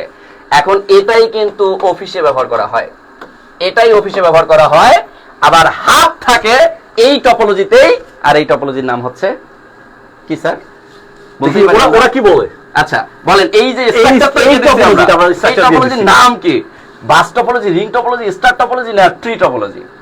স্যার আমি কিন্তু স্ট্রাকচারকে কোন রকমে স্ট্রাকচারটার মাধ্যমেও কিন্তু যাক আমি বলি নাই কিছু। বাস নাই স্যার, অনেকেই বলে দিচ্ছে অলরেডি, অনেকে বলতেছে গ, অনেকে বলতেছে বাস হচ্ছে যে এরকম একটা বাস থাকবে, সেখান থেকে অনেকগুলো কম্পিউটার বের হবে। হ্যাঁ, অথবা বাসের মতো করে রেখে দেন না স্যার, এটাই বাস। এটাই বাস। এই যে বাসের একটা গেট, দুইটা গেট, তিনটা গেট, এখানে আরেকটা গেট, এখানে আরেকটা গেট থাকতেই পারে। এটা তো বাস না। বাস না। রিং তো আপনি চেনেন, এই যে রিং এর মতো করে রিং, বৃত্তের একদম বৃত্তে, তার মানে রিংও না। ট্রি তো আপনি চেনেন, গাছ, এই যে গাছের মূল, গাছের মূল থেকে শাখা, শাখা থেকে প্রশাখা, তাও না, বট গাছ। তাহলে একমাত্র বেঁচে আছে স্টার টপোলজি। এই যে দেখেন, এভাবে যদি আপনি কোনাকুনি এঁকে দেন, কিসের মতো দেখা যায় দেখেন তো ভাইয়া? সেটাই আকাশের অফিসের বস যে, সে তো আসলে স্টারই। ও সে তো অবশ্যই স্টার। এবং বস স্যার, অফিসের বসটাকেই বলা হয় হাব। তাহলে স্টার টপোলজি, স্টার টপোলজি। উত্তর হবে স্টার টপোলজি। তাহলে এই স্যার আমি যতটুকু দেখছি এক্সামে সবচেয়ে বেশি কোশ্চেন আসে স্টার টপোলজি থেকে। দুইটা কোশ্চেনই আসে, একটা হচ্ছে অফিসে কোন টপোলজি ব্যবহার করা হয়, স্টার টপোলজি, আর একটা হচ্ছে টপোলজিতে হাব ব্যবহার করা হয় কোনটিতে? সরি, টপোলজিতে হাব ব্যবহার করা হয় স্টার টপোলজি। আর ট্রি টপোলজিও আসে, যেমন স্যার আরেকটা কোশ্চেন আসতে পারে এখানে, যেমন স্যার বাস টপোলজিতেও কোনো ডিভাইস নষ্ট হলে কিন্তু মাধ্যমের কোনো ক্ষতি হয় না, সমস্যা হয় না। স্টার টপোলজিতেও কোনো ডিভাইস নষ্ট হলে মাধ্যমের কোনো ক্ষতি হয় না, ঝামেলা আছে। এছাড়া যদি হাত নষ্ট হয় মানে তাহলে ঝামেলা আছে। অফিসের বস না থাকলে কি অফিস চলে? অফিস চলে। কিন্তু ট্রি টপোলজিতেও সেম, একটা গাছের শাখা শাখাটা শেষ হয়ে যায়। হ্যাঁ, পুরো শাখা শেষ হলো, কিন্তু পুরো টপোলজি তো নষ্ট হলো না। কিন্তু স্যার মিস্টার রিং, এই জায়গায় যদি একটু কেবলেরও সমস্যা হয়, তাহলে পুরো টপোলজি ওকে হয়ে যাবে। তাইলে টপোলজি আসলে অনেক মজার জিনিস। এছাড়া আরেকটা টপোলজি আছে হাইব্রিড টপোলজি। ও কি করে সবগুলো টপোলজির কম্বিনেশন, Combination। এক কথা দুই বা ততোধিক টপোলজি এক জায়গায় গিয়ে বড় আকৃতি বা বড় একটা নেটওয়ার্ক তৈরি তৈরি করে, করে। তখন তাকে বলে Hybrid hybrid topology। Sir hybrid মানেই তো বড়। আমরা যখন বলি হাইব্রিড গরু, বড় গরু, বড় গরু। হাইব্রিড মানুষ, বড় মানুষ, হাইব্রিড ধান, বড় বড় ধান, ধান। তাহলে হাইব্রিড মানেই বড় নেটওয়ার্ক। এই তো, এই ছিল আমাদের আলোচনা। স্যার আরো কোশ্চেন কিন্তু আছে স্যার, আমি পারবো না, আপনি দেন। আচ্ছা, আমরা মনে হয় আজকে শেষ করতে পারি। হ্যাঁ, আজকে এই কোশ্চেনটা দিয়ে আমরা শেষ করব। এই কোশ্চেনটা দিয়ে আমরা শেষ করতে পারি। সেটা হচ্ছে যে কম্পিউটার ভাষায় সবকিছু শুধুমাত্র বাইনারি করে লেখা হয়, হয় এক্স্যাক্টলি। যেই প্রোগ্রামিং ভাষায় সবকিছু বাইনারি করে লেখা হয় তাকে কি বলা হয়? মূলত প্রোগ্রামিং ভাষা ব্যাপারটা এরকম, দেখেন এখানে আসলে প্রোগ্রামিং ভাষা, প্রোগ্রামের কিন্তু স্যার বেশ কিছু প্রজন্ম আছে। আমরা জানি কয়টা প্রজন্ম? পাঁচটা প্রজন্ম। প্রথম প্রজন্ম, দ্বিতীয় প্রজন্ম, তৃতীয় প্রজন্ম, চতুর্থ প্রজন্ম, পঞ্চম প্রজন্ম। এবং স্যার অনেক সব প্রশ্ন চলে আসে, প্রথম প্রজন্মের নাম কি? প্রথম প্রজন্ম, দ্বিতীয় প্রজন্ম, তৃতীয় প্রজন্ম স্যার মনে রাখার একটা কৌশল আছে। আমি এটা বের করছি। বিড়ালের ডাক মেয়াও, বিড়ালের ডাক মেয়াও না? হ্যাঁ মেয়াও। এই মেয়াওটা এভাবে মনে রাখবো আমরা, মেয়াও। মে থেকে মেশিন ভাষা প্রথম মেশিন প্রজন্ম, ভাষা। এ থেকে অ্যাসেম্বলি ভাষা অ্যাসেম্বলি দ্বিতীয় ভাষা। প্রজন্ম, উ থেকে উচ্চতর ভাষা উচ্চতর তৃতীয় ভাষা প্রজন্ম, তৃতীয়। আর অতি উচ্চতর চতুর্থ, আর ন্যাচারাল পঞ্চম। মনে রাখার কৌশল, বিড়ালের ডাক মনে রাখবেন মেয়াও। ঠিক আছে, মেশিন ভাষা, অ্যাসেম্বলি ভাষা, উচ্চতর উচ্চতর ভাষা, ভাষা, আর অতি উচ্চতর উচ্চতর ভাষা। ভাষা চতুর্থ প্রজন্ম, আর পঞ্চম প্রজন্ম ন্যাচারাল। আমি আপনি যে ভাষায় কথা বলছি সেটাই ন্যাচারাল ভাষা। স্যার বাকিটা আপনি। তাহলে এই হচ্ছে মেশিন ল্যাঙ্গুয়েজে Machine language। মূলত 0 আর 1 এক কথায় স্যার প্রথম প্রজন্মে যে ভাষাটা আমরা ব্যবহার করছিলাম সেখানেই মূলত 0 আর 1 করা হয়েছে। এই জন্য স্যার পৃথিবীর যত ইলেকট্রনিক্স ডিভাইস আছে এরা হিসাব নিকাশের ক্ষেত্রে বাইনারি বিট ছাড়া কিন্তু হিসাব নিকাশ দিতে পারে না। হিসাব দিতে পারে না। এছাড়াও স্যার আমাদের যে স্মার্ট বোর্ডটা অন আছে, অন মানে কি? 1 1 বাইনারি বিট। Bit। এখন যদি অফ করে দেই 0 0, তার মানে 0 আর 1 স্যার আমার স্মার্ট বোর্ডে চলে না। তার মানে কোনো কিছু অন মানে 1, অফ মানে 0। বুঝতে পারছেন? এই জন্য পৃথিবীর যত ইলেকট্রনিক্স ডিভাইস আছে সেটা অন না অফ, সেটা আপনাকে যে ক্যালকুলেশন দিচ্ছে এটাও দিচ্ছে বাইনারি বিট বা মেশিন ভাষার মাধ্যমেই, 0 আর 1 এর মাধ্যমে। বুঝতে পারছেন? সো কলেজের ভাই বোন, আমরা সবশেষে শুধু এতটুকুই বলবো যে পুরো ক্লাসটা জুড়ে আমরা যে জিনিসগুলো আলোচনা করলাম, একটু মন থেকে কলেজা থেকে কমেন্ট করেন তো এই জিনিসগুলো আপনার অজানা ছিল কিনা, বা যে ইনফরমেশনগুলো জানছেন কম্পিউটার আজকে আপনার কাছে আসলে আদৌ কঠিন মনে হয়েছে কিনা। আমরা যে কনভার্সনের মাধ্যমে আপনাদেরকে যে সহজ ভাষায় কম্পিউটারটা বুঝাইলাম, এতে করে কি আপনার কাছে মনে হচ্ছে যে না কম্পিউটার আসলে অনেক কঠিন? স্যার একটু কমেন্টগুলো দেখতে চাই আমরা সবার। আসলে কি তাদের কাছে অনেক কঠিন মনে হচ্ছে? বলেন, একটু কমেন্ট করেন প্লিজ, সবাই কমেন্ট করেন, বলেন বলেন বলেন বলেন। হ্যাঁ আলহামদুলিল্লাহ ভাইয়া, অসাধারণ ক্লাস। ইন্দু খান, যাই হোক সবার কাছ থেকে আমি কমেন্ট আশা করতেছি। আলহামদুলিল্লাহ, আশারাজ আলহামদুলিল্লাহ, আলহামদুলিল্লাহ, বেস্ট ক্লাস এভার, মাশাআল্লাহ। আফরান, ক্লাসটা খুবই সুন্দর হয়েছে, অজানা অনেক তথ্য জেনেছি, অসাধারণ ক্লাস। ওরে বাবা রে বাবা, স্যার দেখেন মানে ধুমায় কমেন্ট করতেছে, এত কমেন্ট তো পড়ারও আমি অপশন পাচ্ছি না। যাক, এই যে অসাধারণ কিছু আপনাদের কমেন্ট আমাদেরকে কিন্তু অসাধারণ ভাবে অনুপ্রেরণা দিচ্ছে স্যার। তার মানে আমরাও সামনে কি করবো স্যার, আরো ভালো কিছু অসাধারণ আসবো ইনশাআল্লাহ। অনুপ্রেরণা নিয়ে আমরা অসাধারণ আরো কিছু কোশ্চেন নিয়ে আসবো ইনশাআল্লাহ। এবং সামনে খুব সন্নিকটেই আমি স্যার মিলায়া আরো একটা বা দুইটা যতটুকুই পারি ক্লাস নিব আমরা ইনশাআল্লাহ। আপনারা পরীক্ষার হলে চোখ বন্ধ করে 8 থেকে 10টা মার্ক একদম হুবহু কম্পিউটার থেকে কমন পাবেন ইনশাআল্লাহ। টেনশন নেওয়ার কোনো কারণ নাই। কথা কি বুঝতে পেরেছেন কলেজের ভাই বোন? কারণ এটা জব মেডিসিন। জব মেডিসিনে যারাই আসবে বা যে মেন্টরই আসবে তারা পরীক্ষিত মেন্টর। এখন আমি মানুষটা একটু পাগল ছাগলের মতো দেখতে, কেমন আরে স্যারের মোজ বড়, দাড়ি বড়, চুল বড়, উমুক বড়, তুমুক বড়। ভাই ওই দাড়ি মোজ চুল কাটার স্ট্রাকচার, সময় অপচয়, এই সেই দরকার নাই। আমি মানুষ, আমি আপনাকে কতটুকু ডেলিভারি দিচ্ছি এটা হচ্ছে সবচেয়ে বড় ফ্যাক্টর, তাই না স্যার? অবশ্যই। আমার কাছে মনে হয় মানুষের পরিচয় সবচেয়ে বড় পরিচয়টা হচ্ছে মানুষটা কেমন। মানুষটা কেমন? মানুষের পরিচয় আসলে মানুষের মানে উপরের বৈশিষ্ট্যটা না, উপরের চেহারাটা না, আমি কেমন, আমি আপনাকে কি রকম ডেলিভারি দিচ্ছি এটাই। এবং স্যার এই জন্যই আমি আমার চেঞ্জ করি না। আমার কাছে মনে হয় যে এটা আমার একটা উদাহরণ হিসেবে থাকুক, যে স্যার এবড়ো সেবড়ো হইলেও স্যারের কাছ থেকে আমরা কিছু শিখতে পারি। স্যারের কন্টেন্ট বেসড। হ্যাঁ, এখন তৈরি স্যারের কথা যদি বলি, স্যার একজন বিসিএস ক্যাডার হওয়ার সত্ত্বেও জব মেডিসিনকে অতপ্রতভাবে এত সময় দেওয়ার জন্য স্যারকে যে আমি কিভাবে ধন্যবাদ জানাবো এটা বলে ভাষায় প্রকাশ করতে পারবো না। স্যার যেদিন জব মেডিসিনে এসেছেন আমি সেদিন মনে করেছিলাম যে আমার জব মেডিসিন আল্লাহর অশেষ রহমত আমার এখানে এসেছেন। কেন? কারণ স্যারের যে একটা ডিপ নলেজ এটা আসলে অফুরন্ত। এটা মানে যারা হচ্ছে স্যারের ক্লাস করছেন তারাই একমাত্র বুঝতে পারবেন যে কম্পিউটার কতটা সহজভাবে বোঝানো যায় বা উপলব্ধি করা যায় ম্যাথ কতটা, ম্যাথের কিন্তু পাটিগণিত পার্টে আমি টাচও করি না। কেন?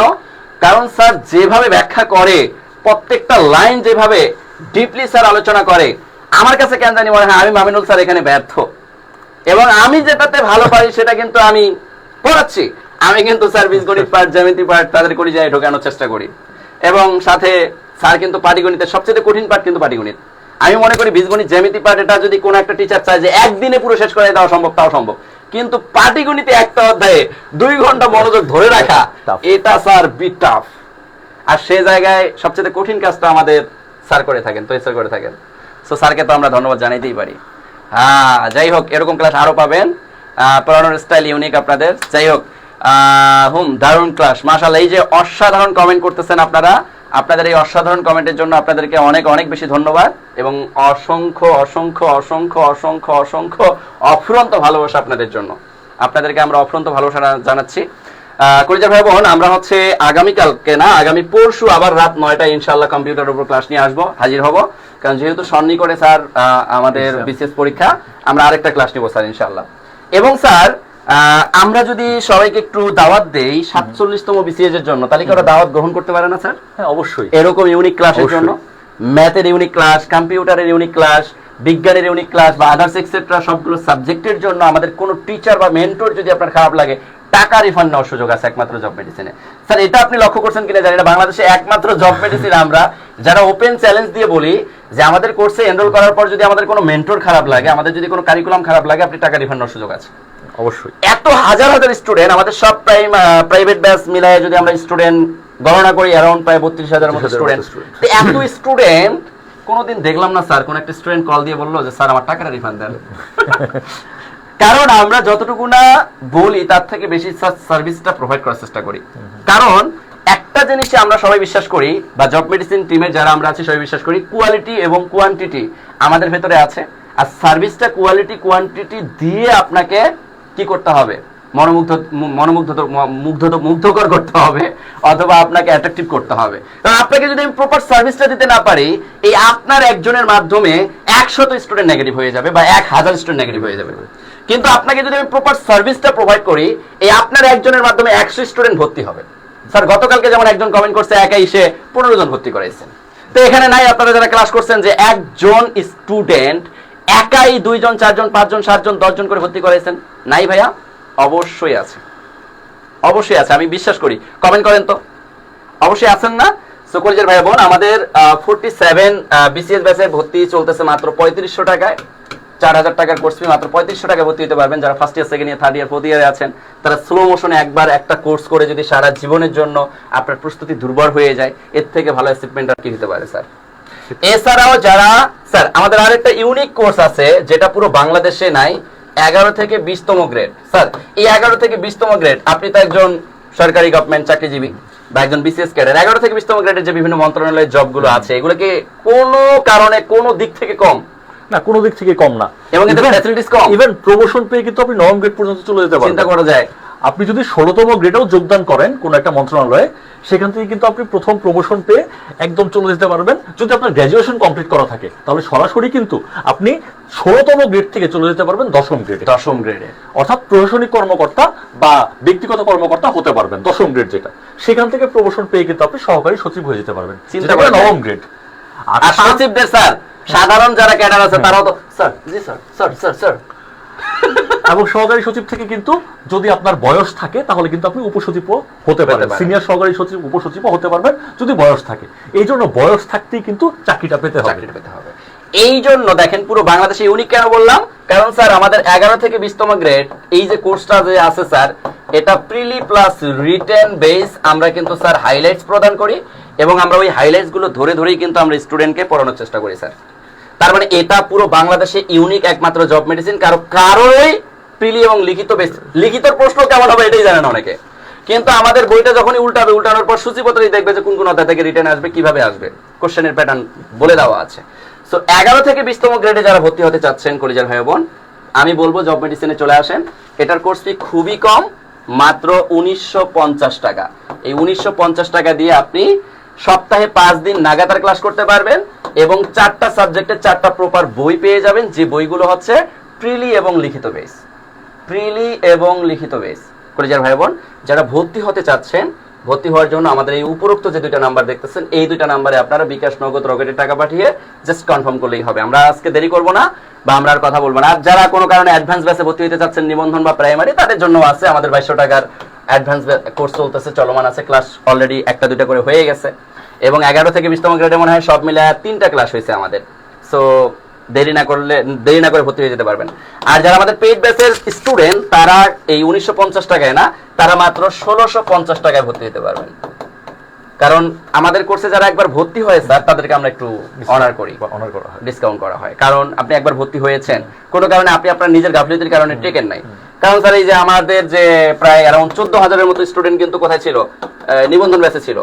তো এই যে 14,000 স্টুডেন্টের মধ্যে কোন একটা স্টুডেন্ট যদি কল দিয়ে বলতো বুকে হাত দিয়ে যে স্যার আমরা আপনাদের সবগুলো ক্লাস করছি, হাইলাইটস ফলো করছি, কিন্তু চাকরি পাই নাই, বা আমি প্রিলিতে মার্ক পাই নাই, বা 60+ বা 70+ পাই নাই, তার টাকা কিন্তু 2 গুণ 3 গুণ না 5 গুণ টাকা রিফান্ড করতাম।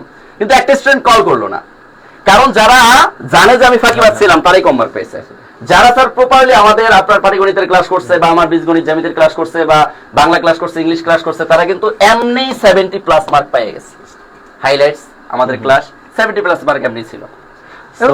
ক্লাস থেকে কমন ছিল, ক্লাস করতে হবে, ক্লাস থেকে কমন ছিল, ক্লাস নোট থেকে জাস্ট, হ্যাঁ ক্লাস নোট থেকে, হাইলাইটস থেকে। এখন স্যার মূল কথা আমরা স্টুডেন্টের জন্য কি বলতে পারি, ক্লাস এবং আমরা যা দিচ্ছি এগুলোকে সাদরে গ্রহণ করে আপনাকে বিশ্বাস রেখে পড়তে হবে। এবং আপনার যখন পড়া শেষ হয়ে যাবে, আপনার যদি মনে হয় যে আমি অতিরিক্ত কিছু পড়বো, সেক্ষেত্রে আপনি অতিরিক্ত কিছু গাইড নোট যা পারেন সংগ্রহ করলেন, পড়লেন, নিজের মাথাকে আরো বড় করলেন, এটা আপনার খুশি। কিন্তু আমরা যতটুকু দিচ্ছি ততটুকু তো গ্রহণ করেন না, ফাঁকিবাজ আপনি। ভয়ঙ্কর লেভেলের ফাঁকিবাজ স্যার। আপনার ভর্তি আছে একটা মেসেজ স্টুডেন্ট 5000, ক্লাস করে মাত্র 500। এটা কেমনে সহ্য হয় বলেন? সহ্য হয়? 5000 স্টুডেন্ট ভর্তি, ক্লাস করে 500, তার মানে টেকে কয়জন? এই 500 জনই। এই 500 জনই কিন্তু চাকরি পায়, আর বাকি 4500 কিন্তু ছিটকে যায়। কেন? ওই যে ফাঁকিবাজ। আবার এই 5000-এর মধ্যে যদি কোনো কারণে কেউ রেকর্ড কোর্স করে, কোন রেকর্ড কোর্স করলো 1000, এই 1000ও কিন্তু টেকে। তার মানে 1500 টিকলো, কিন্তু বাকি সব কি হয়ে যায়? ফেড আউট হয়ে যায়। গাফিলতি করার কারণে সে তার নলেজটাকে হারায় ফেলতেছে, সে তার নিজেকে গ্যাদার করতে পারতেছে না, তার মাথাটাকে একটা সাজানো গুছানো ফরম্যাটে আনতে পারতেছে না, আলটিমেটলি সে মার্কেট থেকে হারিয়ে যাচ্ছে। সেই কাজগুলো করবেন না কলেজের ভাই বোন। সো স্যার আমরা দেরি করবো না, আগামী ক্লাস ইনশাআল্লাহ দেখা হবে। আর আগামী কালকে রাত 9টায় ইনশাআল্লাহ নাসির স্যারের ক্লাস হবে, এবং নাসির স্যারের ক্লাসটা আমরা এনজয় করবো সবাই মিলে। আর তারপরের দিন স্যার আছেন, আমি যদি নাও থাকি তাও স্যার কম্পিউটারের ক্লাসটা নিয়ে দিবেন। আমি চেষ্টা করবো স্যার সহ একসাথে কনভার্সন করে এই ক্লাসটা নেওয়ার জন্য। কারণ স্যার কনভার্সন করার পরে কি আমাদের কোনো কারণে একটু বিরক্তি আসতেছে? না না, আরো ক্লাসটা আরো নিতে মন চাচ্ছে, আরো নিতে মন চাচ্ছে, এবং একজন আরেকজনের সাথে কনভার্সন করার কারণে আমাদের কেন জানি মনে হচ্ছে না যাবো না, আরো পড়াই। যার কারণে দেখেন আমরা কিন্তু প্রায় 22টা প্রশ্ন পড়াইছি, অ্যারাউন্ড কি 2 ঘন্টার মতো হয়ে গেছে। সো ঠিক আছে ভাইয়া, সবাই ভালো থাকেন, সুস্থ থাকেন, সুস্থতা কামনা করে এখানেই শেষ করতেছি। আল্লাহ হাফেজ।